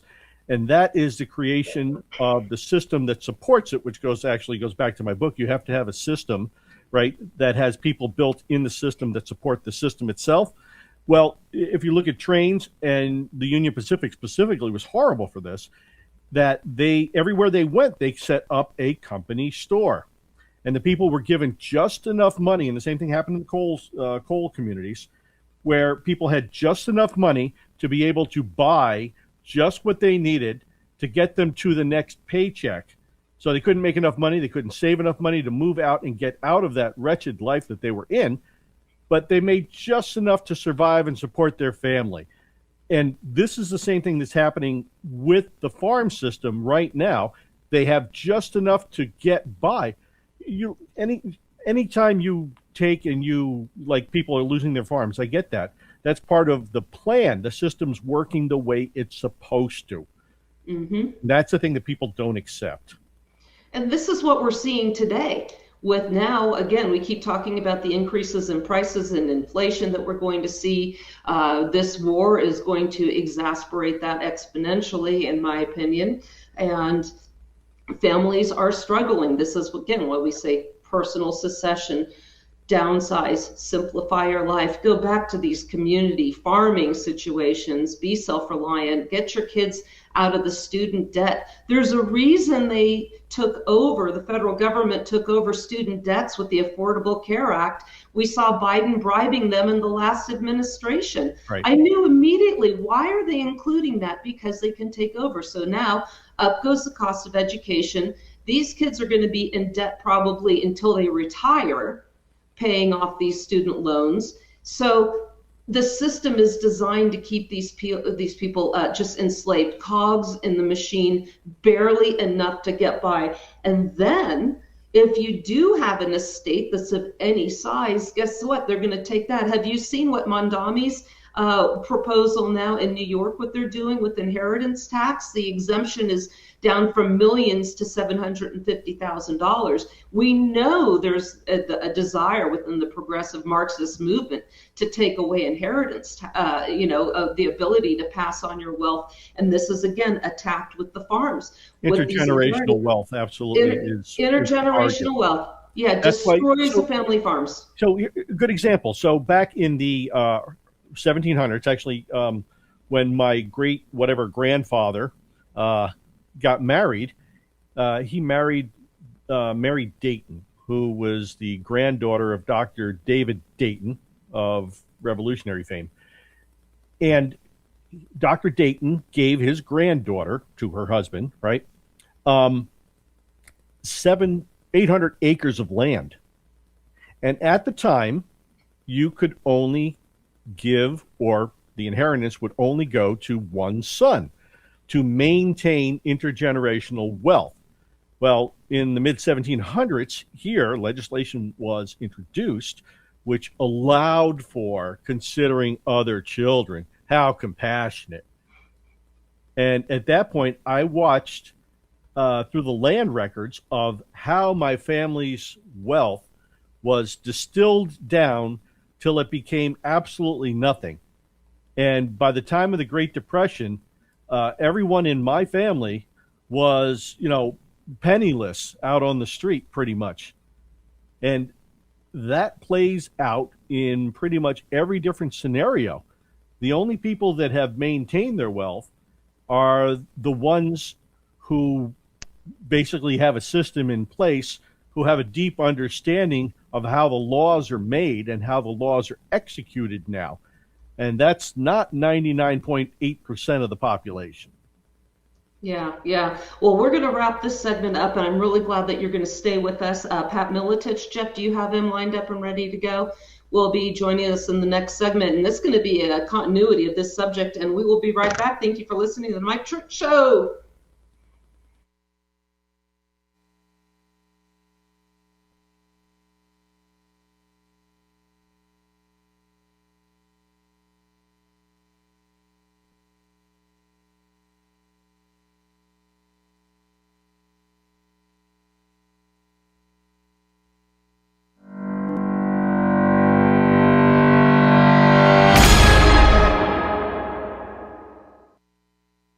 The Crusade Channel, your talk podcast and Fiorella File station. Fiorella is the literary savage who skips sensitivity training. She is the librarian who reads and reviews books so you don't have to. Hello and welcome to the Fiorella Files. On my show, I will be introducing you to books, classic and contemporary, that you must read, should enjoy reading, or should not touch with an 11-foot barge pole. 10 to 11 a.m. Central, every Monday on the Crusade Channel, our app, and always on crusadechannel.com. Live talk and podcast radio. The way it should be. Hi, folks, it's Mike Church, founder of Founding Father Films, asking you to learn the true stories of America's founding by purchasing my movie, The Road to Independence, the movie. The Road to Independence tells the exciting story of the Founding Fathers' struggle to declare independence. Richard Henry Lee rises to be recognized and begins to list what will become known as the Lee Resolutions, the actual first pronouncement of America's independence. Resolved that these united colonies are, and of right ought to be, free and independent states. This animated movie comes complete with collector's booklets, DTS surround sound, and are packed with hours of bonus features. Learn the true stories of America's founding and order Mike Church's The Road to Independence on DVD and CD. Available now at mikechurch.com/DVD and by calling 844-527-8723.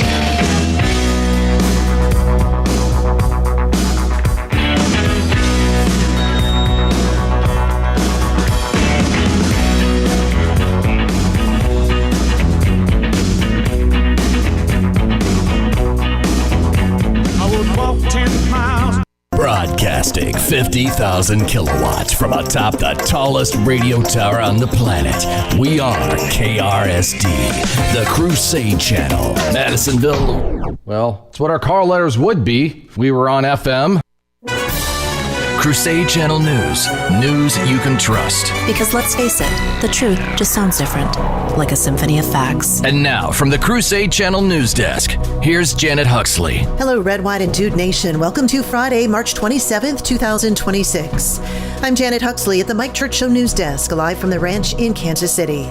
This report is brought to you by the all-new Mike Church Show website and Dude Nation membership service. Check it out today at the all-new-mikechurch.com. Here's what to listen for this hour. Trump to sign emergency order to get TSA agents paid, bypassing Congress. Trump extends pause on potential strikes on Iranian energy sites to April. Chaos appears to reign in Chicago. A hand-sized yellow spider from Asia is spreading out here, and 2,000-year-old artifact may be evidence that Romans found the New World thousands of years before Columbus. President Trump announced on Thursday he'll sign an emergency order to pay TSA agents and hopefully relieve congestion at the nation's largest airports. In a lengthy Truth Social post where he castigated Democrats for their role in refusing to fund the Department of Homeland Security, Trump said he would see that the agents are paid because the Democrats have recklessly created a true national crisis. I'm using my authorities under the law to protect our great country, as I always will do, Trump said. I'm going to sign an order instructing the Secretary of Homeland Security, Mark Wayne Mullen, to immediately pay our TSA agents in order to address this emergency situation and to quickly stop the Democrat chaos at the airports. It's not an easy thing to do, but I am going to do it, he wrote. The president has also decided to delay potential strikes on Iranian energy sites, citing progress in talks with Tehran. As per Iranian government request, please let this statement serve to represent that I am pausing the period of energy plant destruction by 10 days to Monday, April the 10th, 2026 at 8 p.m. Eastern Time, Trump wrote in a March 26th post on Truth Social. Talks are ongoing, and despite erroneous statements to the contrary by the fake news media and others, they are going very well.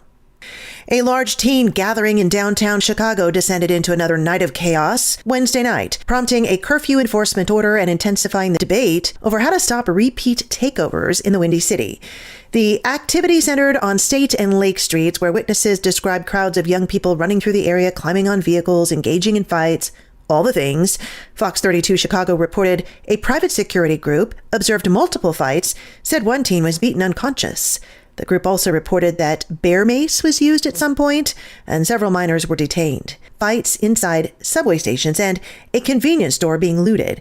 Our quote of the day: if according to times and needs you should be obliged to make fresh rules and change current things, do it with prudence and good advice. St. Angela Merici. Coming up, a look at more of today's headlines. You're listening to The Mike Church Show and the Red, White, and Dude Nation. This is a pixel. I'm Groot. Now, if you put a couple of million of these guys together, you can make a sentence on an LED screen. Put a couple of billion of them together, and you can make a whole page. Put 360 billion of them, and you got Chesterton's book, Orthodoxy. But it doesn't smell like a book, and it burns teeny little holes in your cornea. So is the pixel really your friend? I'm Groot. No, but the Founders Trading Post is your friend, and we have actual books with actual smelly pages. Plus, our little bookstore has everything you'd expect. I'm Groot. Yes, Groot, to the gourmet coffee, but no to the One Tree Hill sappy guitar music. Pick up a copy of G.K. Chesterton's Orthodoxy, plus many other Chesterton titles at shop.mikechurch.com. Check out today's Saint of the Day at the Saint of the Day podcast at crusadechannel.com.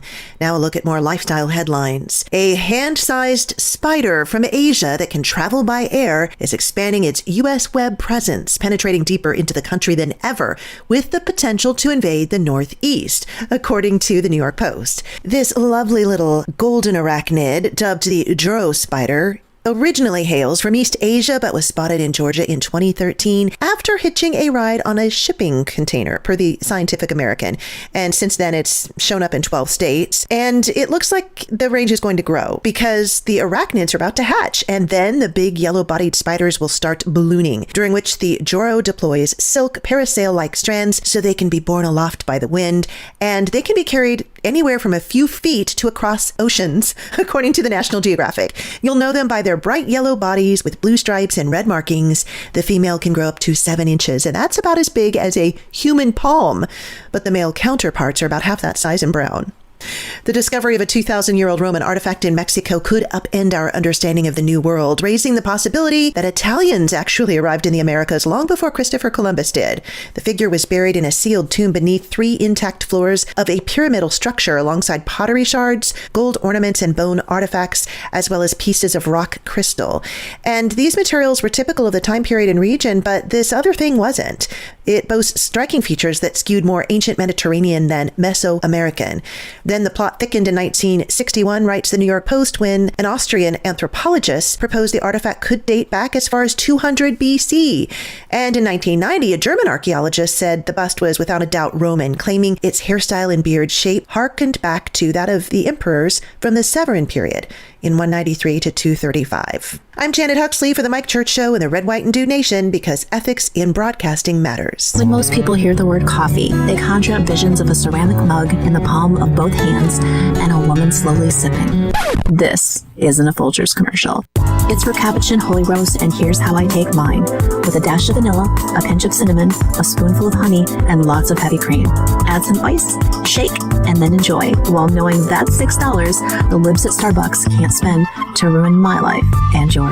Cappuccino Holy Roast in whole bean or grind is available at shop.mychurch.com. Listen, were you forced into getting a solar contract and now you just don't want it anymore? Maybe the solar company misled you. Or is your solar contract buried with hidden fees? Are you not saving the amount of money you thought you would on your energy costs? Don't worry. At the Solar Exit Hotline, we can help you cancel your solar contract, even if the panels are already installed. Our experienced legal team will review your contract and help you cancel it, possibly saving you thousands of dollars. You got to call right now for complete details. So listen, if you're not happy with your solar contract for any reason, we are here to help you cancel it. Call the Solar Exit Hotline now for immediate options to help you exit your solar contract. This call is 100% free. 800-932-1789. 800-932-1789. 800-932-1789. That's 800-932-1789. For the last time, I'm pretty sure what's killing the crops is this Brondo stuff. The Brondo's got what plants crave. It's got electrolytes. So wait a minute. What you're saying is that you want us to put water on the crops? Yes. Water? Like out the toilet? Well, I mean, it doesn't have to be out of the toilet, but yeah, that's the idea. But Brondo's got what plants crave. It's got electrolytes. Okay, look, the plants aren't growing, so I'm pretty sure that the Brondo's not working. Now, I'm no botanist, but I do know that if you put water on plants, they grow. Well, I've never seen no plants grow out of no toilet. Hey, that's good. You sure you ain't the smartest guy in the world? Yeah. Okay, look, you want to solve this problem, I want to get my pardon, so why don't we just try it, okay? And not worry about what plants crave. Brondo's got what plants crave. Yeah, it's got electrolytes. What are electrolytes? Do you even know? It's what they use to make Brondo. Yeah, but why did they use them to make Brondo? Because Brondo's got electrolytes.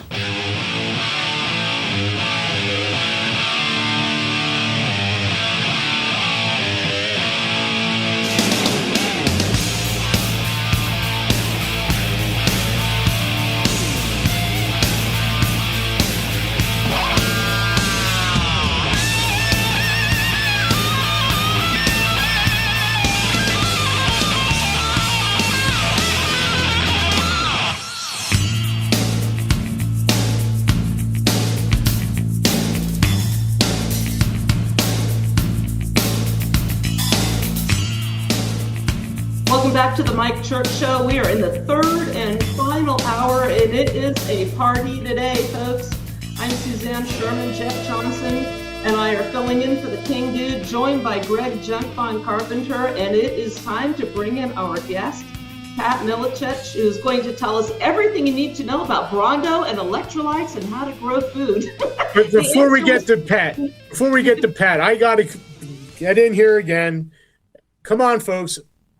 In the chat, everyone out there listening, we need you to go to the MikeChurch.com/donate and start donating, because we got to get Mike back from Arizona. So if we don't get some money coming in, he's going to be stuck there, and you're going to be stuck with us. Oh, it's already been a hostile takeover. So, and go to the Dude Gear store, buy ties, buy coffee. I get my coffee from the Dude Gear store. I love it. I grind my own fresh every day. So support the network and get Mike home, please. Getting up at 6 a.m. is killing me. So I'm glad that we have some guests in here to help me so I can take a little nap here for a few minutes. Well, it's dark when I start. Now it's finally getting light out here in the hinterlands of Utah. Phone lines are open, by the way, 844-527-8723, 8445-CRUSADE. Stadium chat is open, MikeChurch.com/chat. You can also go to /donate and donate there, or you can also donate in the chat. I want to bring on somebody who is a returning guest to the Mike Church Show. I did the intro with Mike last year, and he came on, and this is going to be a perfect follow-up and continuation of the conversation we've been having with Junkbon and about the food supply and the poisoning of the society for the benefit of not us.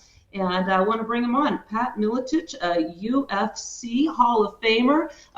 Like I said earlier, we are not going to be geeking out on MMA today, but you can do that if you want to by following his YouTube channel, and he'll give you all the information. Pat, welcome to the show.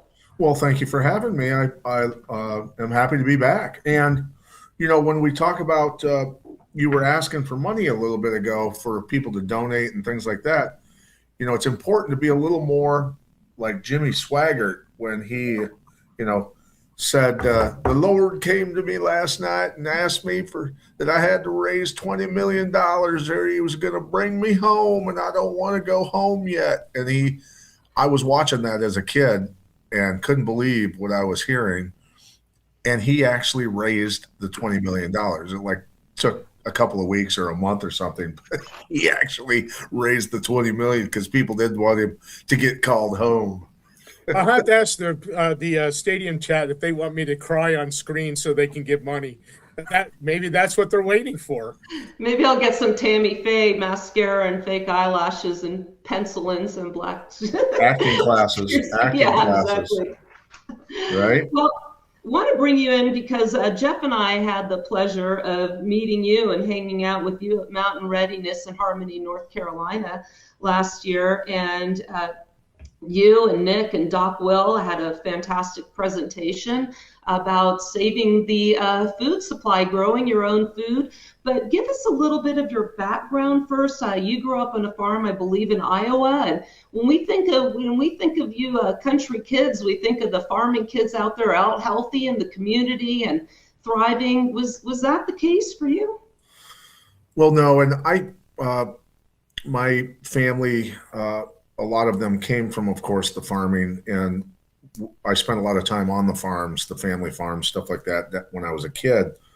But in Iowa, of course, now being 3 years in a row, the fastest rising cancer rates in the nation, if not the world, something that I remember in the 70s as a kid was a lot of the elders in my family started dying of things like Parkinson's and cancers and all of that when the Green Revolution started. So I had respiratory issues and a lot of other related health issues as a kid growing up, and wanted to be great at sports. I was good at sports, I just couldn't breathe. So I had to, of course, work a lot harder than everybody else just to try and keep up. But about the age of 20 is when I did a lot of research and realized after starting my own protocol that I could actually solve my own health issues. And so that was very empowering. And started me down a 40-year road of certainly a lot of research, which, going from a kid that couldn't breathe and, my entire life to winning a world title and teaching a lot of other people how to win world titles, and being lucky enough and blessed enough to work with special forces groups and a lot of other groups like that, and consulting with them as well on what they needed to do for high altitude operations and recovery. It's been, it's just been a very, very educational journey for me. Well, let's bring in Junk Bond. I know that we were both talking about how the government system is essentially keeping us sick. We talked about what happened within the Nixon administration, and I think you and Pat can run with this a little bit about the Weimar Republic, because you were also getting in on that. So, Pat, why don't you start with what you wanted to say about the Weimar, and Junk Bond will jump in with you as well. Yeah, sure. For anybody that's, check my work or my research, by all means, I want you to do that.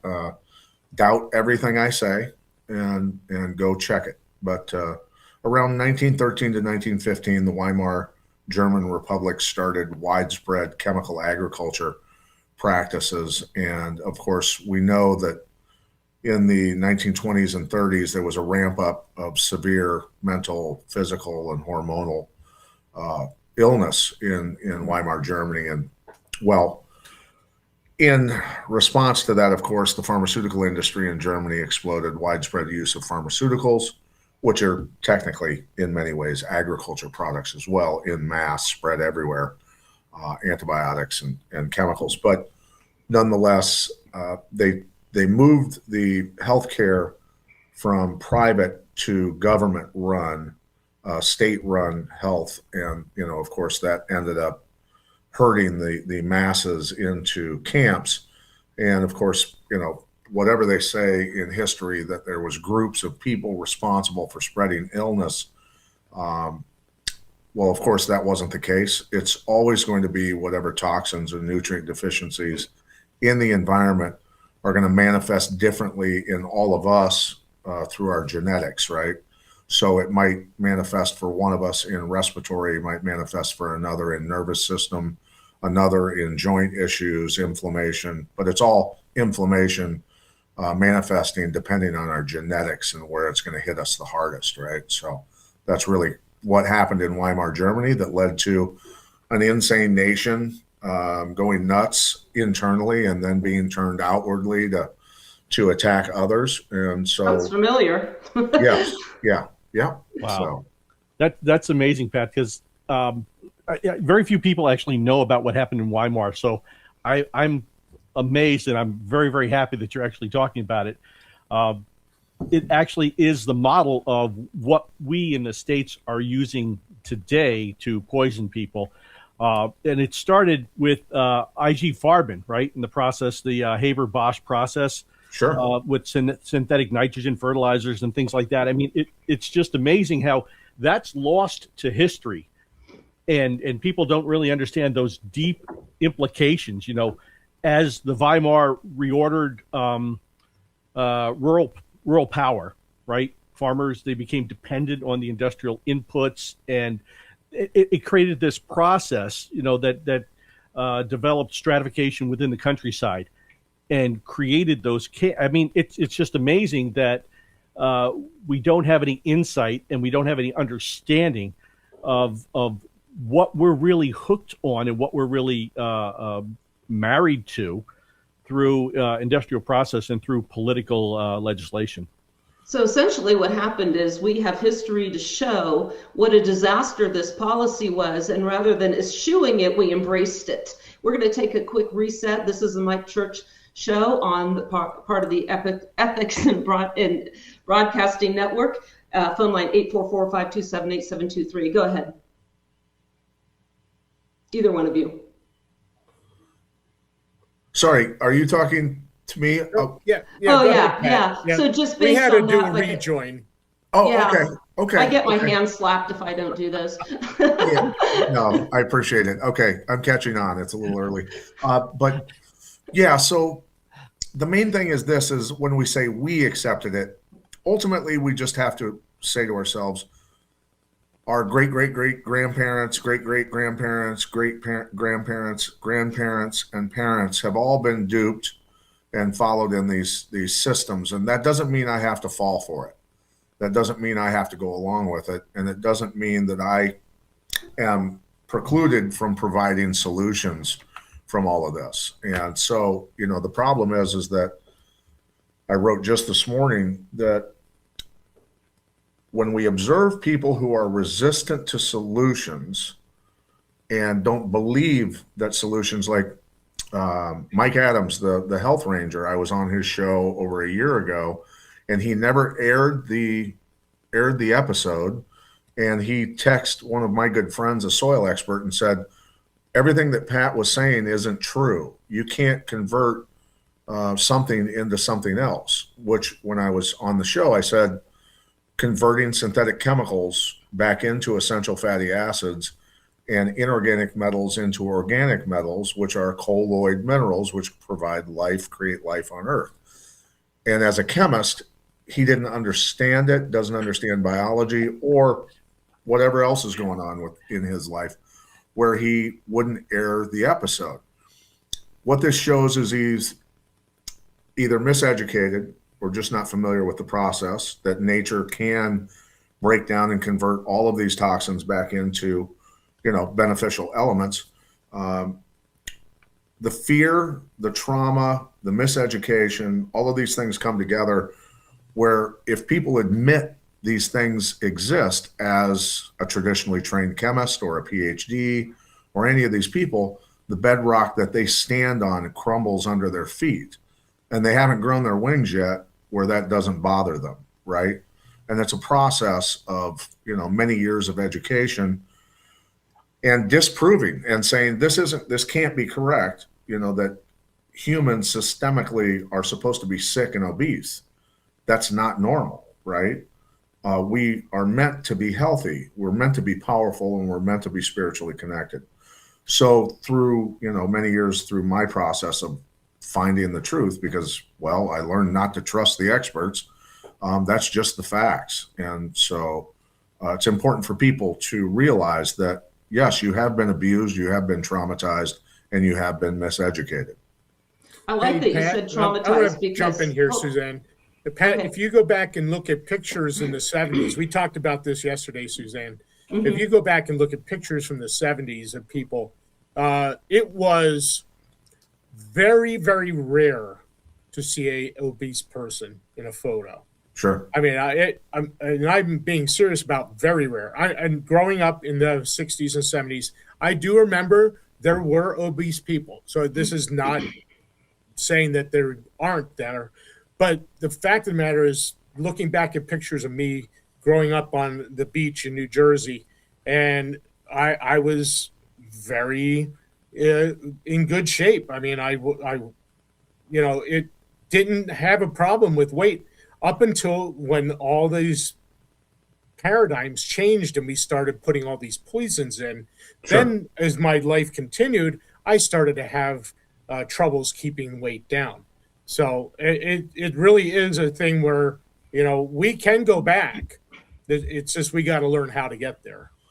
Right. And yeah, there are very clear paths there. Now we have to understand that the environment has been so toxified and saturated with toxins that it becomes more and more difficult to find solutions. And, that's what my life has been dedicated for the most part into finding the deposits, the elements, the sources of minerals, real vitamins, real minerals, colloids, and the solutions in biology that, the antibiotics, the billions of pounds of antibiotics that have been sprayed on our farm fields and forests and everywhere else across this nation, 1 billion acres minimum of soil has been destroyed. And so it's important to understand that the germ theory was designed to destroy the very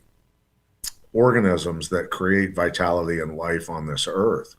And so when you understand the diversity of biology and minerals and vitamins that we're supposed to have, You understand how it creates a powerful organism in ourselves, or a honeybee swarm, a cow, a herd of cows. So the environment is what dictates our health, and we're just little organisms on the bigger organism that is the earth. And as we destroy the earth and toxify it, we are toxifying all organisms on that bigger organism. And I think our way of personal secession that we were talking about in earlier sessions was to remove ourselves from this treadmill of sickness, and we just get entrapped in this by getting our food from the supermarkets. It's really hard. Even food that's listed organic, can we trust that's been raised in a beneficial way? We were talking about Food Inc. earlier and the big agribusiness. So we also discussed as a solution and a survival method as growing your own food, having a community garden. The problem is, how do you make the soil proper? And one of the reasons we had you on here was to talk about the solution that you'd come up with. We can touch on that. We've got a few more minutes and then we'll continue with it after the break. But tell us a little bit about your product, Soil Saviors, and the experience that its customers have been having and what you've experienced with it. Yeah, sure. Well, the regenerative movement in general in agriculture is something that, a lot, God bless all of them for trying to do better. But the human body, for instance, needs 90 essential elements and minerals, vitamins, aminos. So what's the soil supposed to have? Because our food's supposed to contain that, and that's where all of the essentials that our body can't make have to come from. So when I ask people, if you want to be a world-class athlete, where do you think these things are supposed to come from? Common sense, they generally will answer at a seminar or something I'm teaching. Well, the soil, exactly. So what do you think's actually there when you go to the grocery store and buy, $500 in groceries? How many of those essential elements do you think are in your real essential elements are in that $500 of groceries that you just spent? And they go, wow, okay. Now we know we're throwing money out the window, right? So we have to grow our own food at this point if we want it to be nutrient dense and real, right? Real. I want to be a real human being, not a synthetic human being in this digital world that they're trying to create. I want to be a real powerful human being, and that's what we have to do, is put all of those elements into the soil with a diversity of biology, and that's going to create amazing. If you've never had a tomato grown this way, or a cucumber or a melon or any of these other fruits and vegetables, you just haven't eaten real food. And once you taste it, you'll never go back. Having grown my own tomatoes myself, even though I didn't have your product at the time, I started doing this 20 years ago, and then you go to a restaurant, I don't even bother. I don't even bother ordering them. There's no point. Yeah, it's slave food. The food that's in grocery stores and most restaurants, unless you get into a very high dollar restaurant with the really high grade food, you're eating slave food, 100%. Yeah, absolutely. And we're seeing it. You mentioned how, excuse me, people have been traumatized by this system. I saw my mom with Parkinson's the last 20 years of our lives. I'll know people that have cancer or diabetes. Our neighbor was 5 years younger than me, and he passed away a couple years ago from diabetes related illnesses. And this really doesn't have to happen. But we're conditioned to thinking that our only sources of food are the grocery stores or, heaven forbid, fast food, which is so incredibly toxic. I don't even know the last time I ate one of those. But this is how we can get ourselves out of this healthcare cycle where we're perpetually sick. Just like people want to put money away in a savings account, you want to put money away in your good health account too. So if something does happen, you are exposed to something, your body is resilient and can fight back with it. When we go to break, I'd like our listeners to maybe take the opportunity to go into another window and look up your businesses. Let's look up Cell Saviors. Give them your Soil Saviors, Cell Saviors, how they can find you. Yeah, they can go to soilsaviors.org and cell, C-E-L-L, cellsaviors.org as well, and take a look at that. And that's what we talk about, is relating the soil health to human health and helping people understand how the environment is negatively or positively affecting them. And you also have a podcast that touches on this. I see you also refer to Robert Scott Bell out here from Utah a lot. I love that. But tell us about your show as well. We've got a minute before we wrap up this segment. Yeah, the Pat Militech Show. I just have a myriad of different, and over the years from my old podcast, talking to people from the health world, special forces, military intelligence, financial experts, all these different types of people from different sectors to educate people on the bigger picture, because compartmentalization has caused this. People don't know what's going on in the house right next door to them, the government agency. They're not connected. They don't see it. They don't understand the big picture. So we connect that for people. So we'll do that in the next segment, and we will get down down and dirty into how Soil Saviors and Soil Saviors actually works. We'll be right back. This is the Mike Church Show. You want your talk radio shaken. Do you expect me to talk? Not stirred. No, Mr. Bond, I expect you to die. Truth never dies on the Veritas Radio Network's Crusade. Hello, Red, White, and Dude Nation. I'm Janet Huxley at the Mike Church Show News Desk with your crucials for Friday, March 27th, 2026. This report is brought to you by the all-new Mike Church Show website and Dude Nation membership service. Check it out today at theallnewmikechurch.com. In the market report, the major indexes were down again, 1.01% for the Dow. The S&P slipped 1.74%. NASDAQ was down 2.38%. In National Day calendar news, today is National Joe Day. According to the Social Security Administration, Joseph ranked number 6 from 1893 to 1899. From 1911 to 2005, it ranked number 12 or lower. There are a lot of famous Joes, Joannes, etc. in the world. We're talking about Joette, Jody, Joanna, and all sorts of variants of the name Joe. So if your name is Joe, happy Joe Day. Today is National Spanish Paella Day, and it's National Scribble Day. Each of us starts out as a colorful, little, wrinkled-up human with personalities that like to scribble. Our quote of the day: if according to times and needs, you should be obliged to make fresh rules and change current things, do it with prudence and good advice. Saint Angela Merici. You can learn about today's Saint of the Day in the Saint of the Day podcast at crusadechannel.com. You're listening to the Mike Church Show and the Red, White, and Dude Nation. Hi, folks. It's Mike Church, founder of Founding Father Films, asking you to learn the true stories of America's founding by purchasing my movie, The Spirit of 76. The Spirit of 76 details the true story of the writing and ratifying of the U.S. Constitution. Who authorized them to speak the language of we, the people, instead of we, the states? States are the characteristics and the soul of a confederation.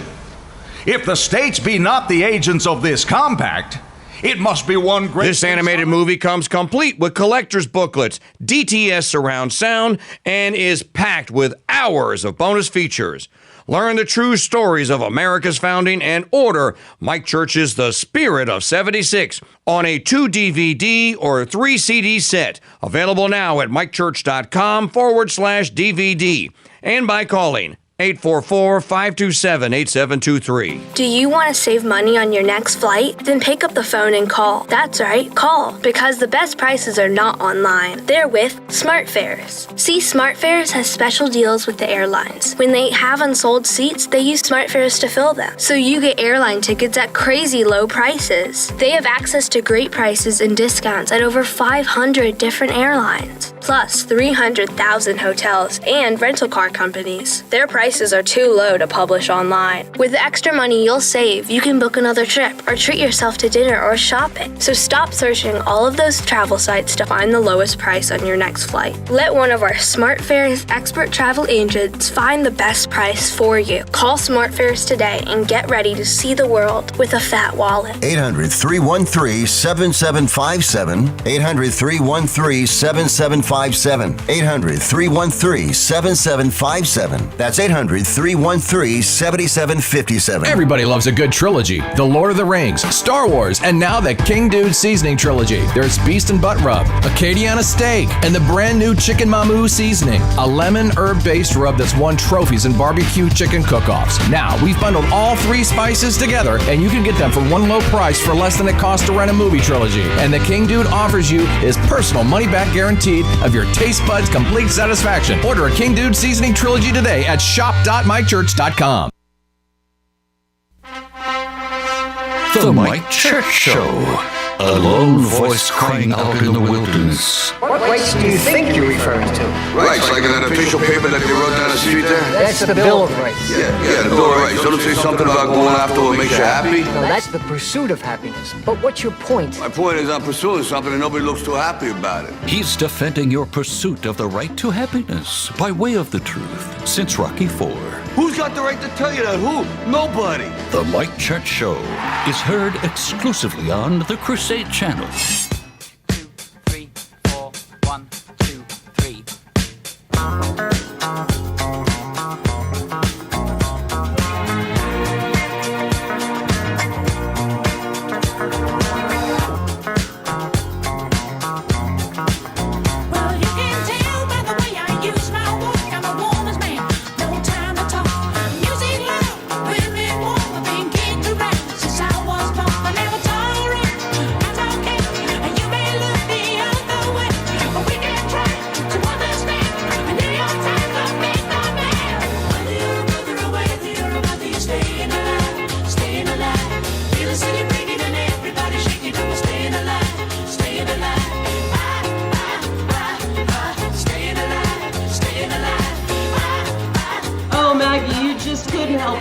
Could you?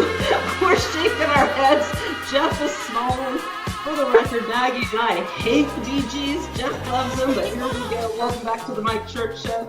I'm Suzanne Sherman. Jeff Johnson filling in for the KingDude. Phone lines are open 844-527-8723, as is the stadium chat.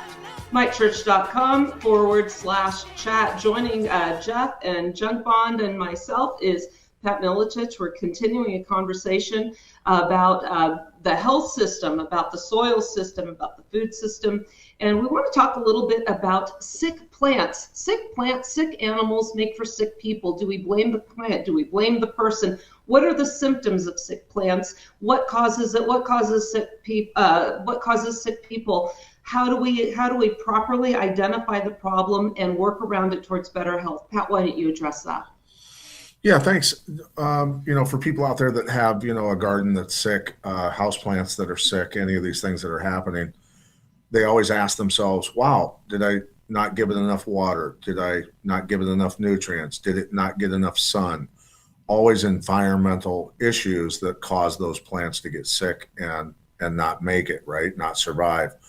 So it's no different for any other organism, whether it's an insect, animal, human, it just doesn't matter. It's always the environment that's going to dictate what we call genetic expression or immune function. So in soil, and people think about their own bodies when I explain the soil, a bacterial infection in soil, a fungal infection in soil, insects coming in to eat your garden, weeds growing everywhere in your garden or in your lawn, all are telling you really ultimately the same thing, that there's nutrient deficiencies and there's toxicities.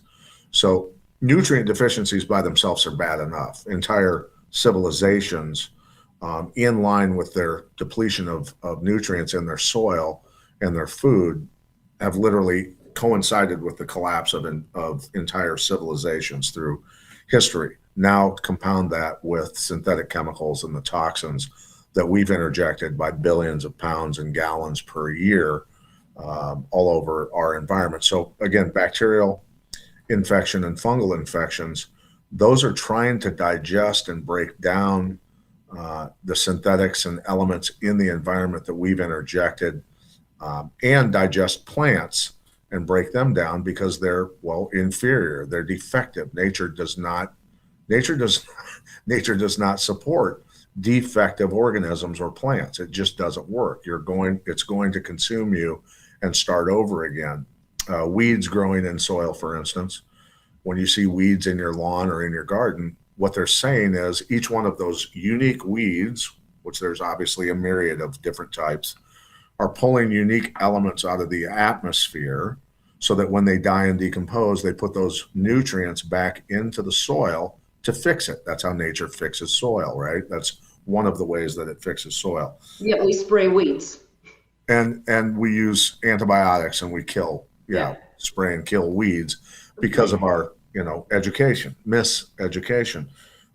Insects coming in to eat your garden, that's again, it's a symptom. We don't spray insecticides to kill the insects. We put nutrients and biology back into the soil so that the plants have an immune function and they no longer give off the hormones that say, come eat me, I'm defective. And so it'll no longer, those plants won't call the bugs in to digest them, right? And again, the bacterial and fungal infection, I'll just explain it this way.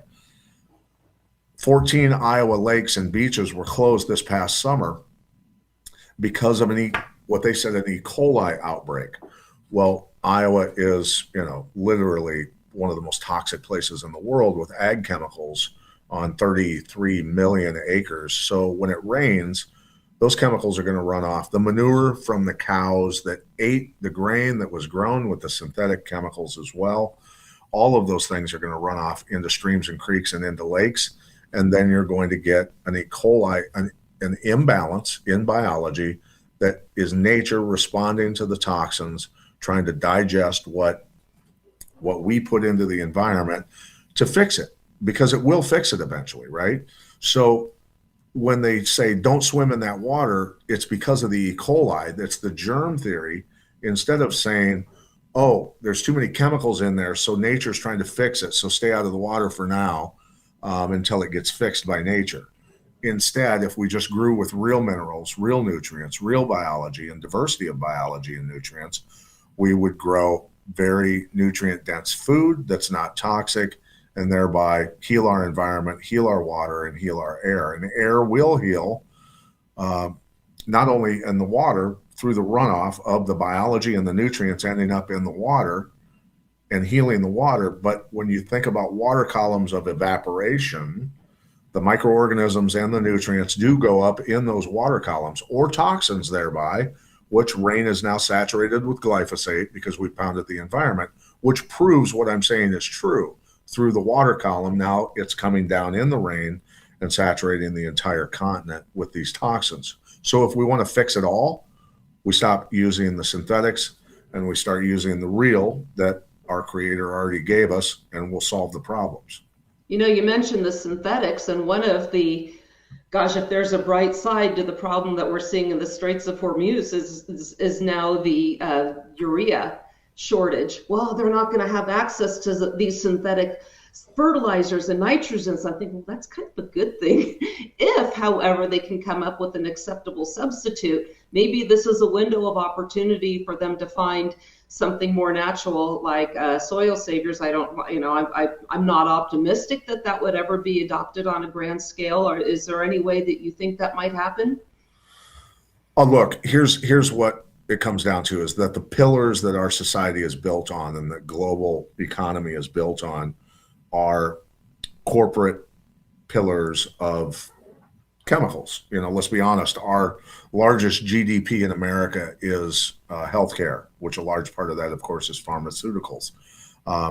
If all of it went away today, everything would collapse. Like the entire economy collapses, right? Is there a smooth transition to this? Well, I guess the Iranian war makes that not the case, because, there's a lot of farmers.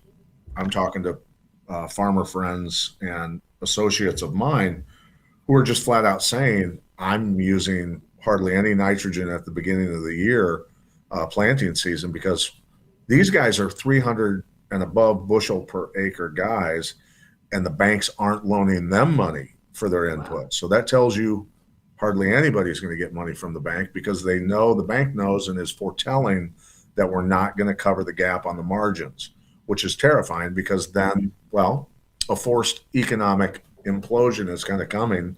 And I don't know if it's going to be solved. I really don't. And so what we decided a long time ago strategically was that we don't need bean and corn guys because that's industrial inputs, really. Let's be honest. That's not food production.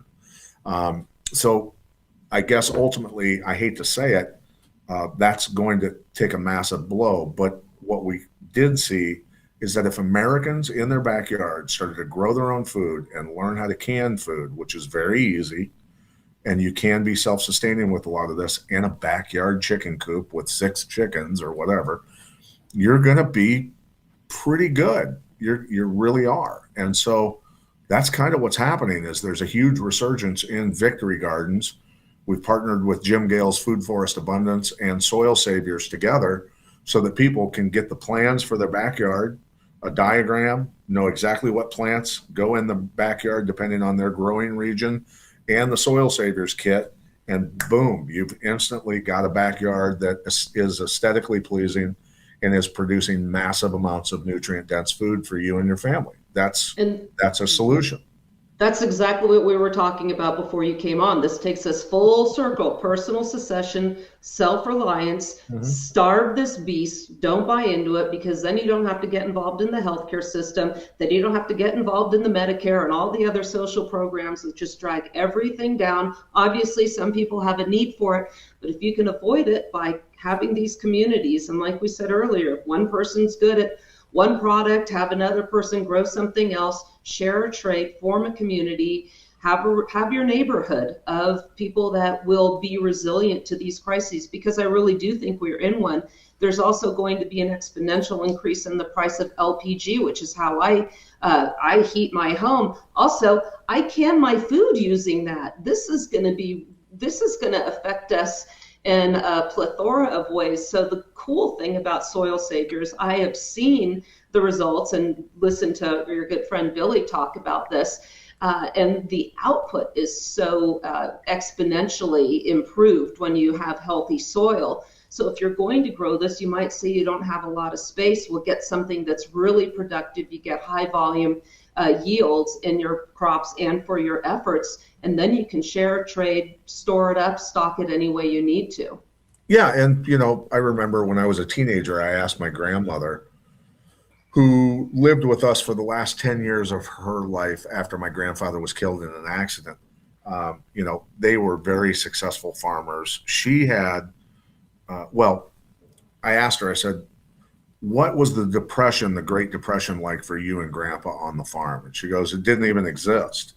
We had cattle, we had hogs, we had chickens, they had some row crops, but she had, it was like a 2-acre garden, and she canned food constantly, and their root cellar was full of, it was such a myriad of food that it was incredible. And I remember her teaching, and working with my sister, teaching her how to can. My sister ended up teaching me how to can. And so, for people out there that go, oh my God, how do you can? Listen, I got punched in the head for a living for 25 years. I can. I'm pretty confident that most Americans can figure this out. It's not that difficult to pull it off. So I was just to say I can too, but you got me beat there, no pun intended. This is a Mike Church show. Phone lines are open, 1-844-527-8723. Wanting to get back into that, again, it's so important because I think it also, you mentioned having some chickens, and if you raise any other animals, I know that you guys also have some cattle. Would it also be fair to say that animals that feed off of the plants that are grown on these, or the alfalfa or whatever it is you're feeding cattle, whatever you have out there, would be healthier as well? Oh, 100%, because when animals eat pharmaceutically grown grains, which they're not supposed to be eating grains to begin with, they're supposed to be eating grass, in nutrient-dense soil, a cow has a different digestive system, of course, than a human being. A human being has the digestive system of a bear. We're supposed to eat berries and meat and things like that. Our eyes are in front of our head. We are predators. Let's get that straight. Let's all wake up together. But the nutrients, we as living organisms, a cow, a horse, a dog, a cat, a human. We all need the same nutrients. We just digest and pull from different sources, and the soil is supposed to be the actual real source of all of it for our needs, right? So that's really what it comes down to. So there's veterinarians out there that are telling people not to feed their horses grass. Well, that makes sense considering people are growing their pastures with NPK fertilizer and using herbicides, and it's it's not the best for your horse. I get it, but if you put real minerals and diversity of minerals and nutrients and microbes into your soil, you're not going to have a weed problem. You're going to have the fastest growing grass and nutrient dense grass you've ever seen, and you're going to have plenty for your cattle and for your whatever livestock and horses and whatever you have. So it's important to understand digestive systems, how we pull nutrients, and how me eating meat that ate nutrient dense grass, that's the way that goes up the food chain correctly to me. Whether it's nutrients or whether it's toxins, it's going to end up in me, right? Well, it's interesting too. One of the marketing techniques they use, excuse me, for eggs is vegetarian. If chickens fed a vegetarian diet, chickens aren't vegetarians. They'll eat anything. I feed them little baby mice if we find them. We throw deer carcasses. We just this after hunting season, we threw 6 deer carcasses in with our chickens, and they devoured them. I remember sitting outside on my grass, and it was October, so we didn't have snow yet, and I'm sitting out there cutting up a deer carcass. I had chickens, my dogs and cats, just everybody's eating all that. And it's important to think about, there's a war not only on traditional farming. We were talking about the family farms, the war on the families, and also if you think about now what's happening with hunters and trying to get the public against hunting. We're seeing the chronic waste disease. Are you familiar with any of the propaganda with chronic waste disease, John Bond? Yeah, I'm familiar with it, but the thing about it that's really interesting is the system's operating the way it's supposed to right now. That's the thing that we have a hard time as free and creative thinkers identifying. The system is designed to ensure that you are dependent on the system, that you are embedded in the system, because people in the system are easier to control. And that's, I've written and executed, I can't tell you how many deception plans and psyops throughout my career. And the key is to control the population, to control the decision makers. And in doing that, you see these ebbs and flows that happen in society. You have people that become concerned about the food supply, and then these are the political class I'm talking about, and then they kind of go away for a while, and then you see a new issue arise, and it shows that the government's engaged, the government's interested, the government's here for you, to support you, to love you. Anybody who doesn't understand, National Security Study Memorandum number 200 came out in 1974. And it was called the Kissinger Paper. And what did that do? That created a whole system for us to manage, and the program used to be called under the name of the Managed Population Program that was run in the United States. And we had it here. And it supports UN Sustainable Development Goals number 4 and number 5, which is an international effort to limit population. And doing that is creating the whole concept of family planning, women's rights, and also food control. Yeah, those are 3 of the biggest. So absolutely. Yeah, and the way I look at it is that the entities that control this planet and this country are merely here to give you a choice, right? Free will. God gave you free will, right? So they serve as the tool to allow you to make the right or wrong decision based on fear, trauma, or based on truth, right? Real truth. So that's the way I look at them. They're slaves. They're slaves, period. End of story. The politicians are slaves. They're slaves to the system. A lot of them don't even know they're slaves. They think, they're driving a Mercedes, they've got a big house, they're living this materialistic life. Good for them. But they're slaves. and they're only here as tools to allow me to make a right or wrong decision. I've made good decisions and I've made horrible decisions in life.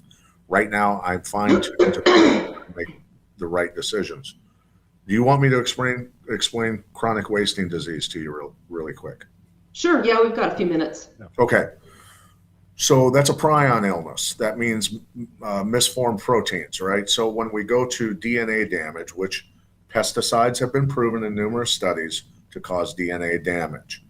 So when you've got damaged DNA, they put out damaged or misinformation messenger RNA, which gets transcribed and sent over to the ribosomes to produce the amino acid chains that we're made of that roll up into proteins. If the DNA is damaged by pesticides and the mRNA is incorrect, it's going to get transcribed incorrectly, and the false information or misinformation gets sent over to the ribosome to manufacture the chains of aminos incorrectly, and you have a misfolded protein. So I have PhD biologists who host hunting shows. I'm not going to say his name right now. People can look up a PhD biologist that hosts the deer hunting show. And this guy literally is telling hunters that this is a contagious illness, that deer are getting it from salt licks and things like that. Prion illness is caused by the environment and the pesticides and toxins we've put into the environment that are causing these deer illness through eating grain grown with synthetics and drinking water that has the runoff from those croplands. And that's 100%. I'll debate anyone on that topic. And that same PhD biologist actually checked with AI if it was possible to fix the problem, which we know it's fixable. And he came back and told me, he sent me an email with the AI printout. And I said, dude, you're a PhD biologist and you're using AI to see if something's true? And he goes, yeah, I use it all the time. And I go, conversation's done. Yeah, there you go. We're done here. So, yeah. It's a new version of Wikipedia, in my opinion. It's idiocracy. We are living in idiocracy. It's dependency. It's a new dependency that people are going to have to. Hi, I'm Greg. I use AI. Right. Mm-hmm. Yeah. Right. Yeah. Well, we can talk. That's a topic for another day. I mean, we're out here in a desert, and they're planning to put another, I think, 2 data centers here. We're going to have the biggest one in the country in Delta, and then another in the community where my sons live with their dad. And we have a water shortage, folks. But the Utah State Legislature just passed a law saying we don't have to disclose how much water these data centers are going to be using. So doesn't that make you feel great? And the math proves on all data center construction, the math proves in terms of consumed energy and water, the math proves less people, far less people, depopulation. Yeah, and then they're spraying here. We have a huge cloud seeding program out here, and we could probably take a minute to say what kind of goodies are in that and then combine that with 5G.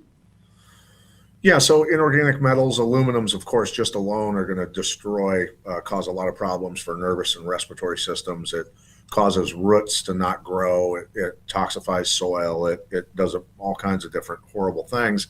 And people don't understand that when you leave a metal hand tool out in the sun and you go to pick it up without gloves, you burn your hand. Well, what are billions and billions of pounds of inorganic metal particulates going to do in the soil when the sun actually does hit it? Well, you talk about climate issues. That's, it's common sense. We have to grasp common sense of what they're doing to all of us and to our environment. Pat, if they weren't paying attention before, I'm sure they are now. So let's give them one more opportunity to find out how they can find your podcasts, how they can find your organizations for both Soil Saviors as well as Cell Saviors. We didn't really get into that, but they can look that up. Give all your information before we wrap up the show. Yeah, people can go to soilsaviors.org and cellsaviors.org, or look me up on Instagram, Pat Militech, PJ Militech, Facebook, things like that. And then they can look up the Pat Militech Show on platforms that they listen to podcasts on. Yeah, great stuff all around. I can personally attest that I have been using these minerals, and I noticed a huge improvement in myself, just physically, cognitively, really helps. Poison food system poisons your mind, poisons your body, makes everybody sick. We have answers, folks. We just don't come here and complain. We actually provide solutions.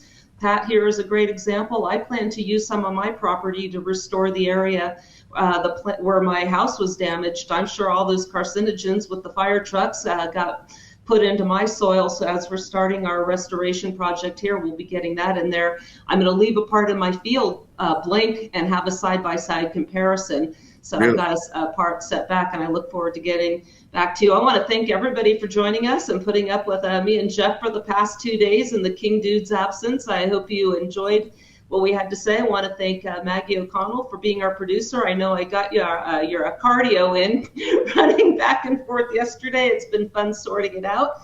And we've had a great time. Pat, thank you again. Junk Bond, great to see you. Go ahead, Jeff. And one more time before you go, and I didn't have to cry because someone actually donate to the fund to get Mike home. Cousin, I think one person there, it was Melissa, wanted me to cry, but I'm not gonna. Get Mike home. Donate at mikechurch.com/donate. I just cried when I had to listen to him. All right, everybody, thanks for showing up. Appreciate you.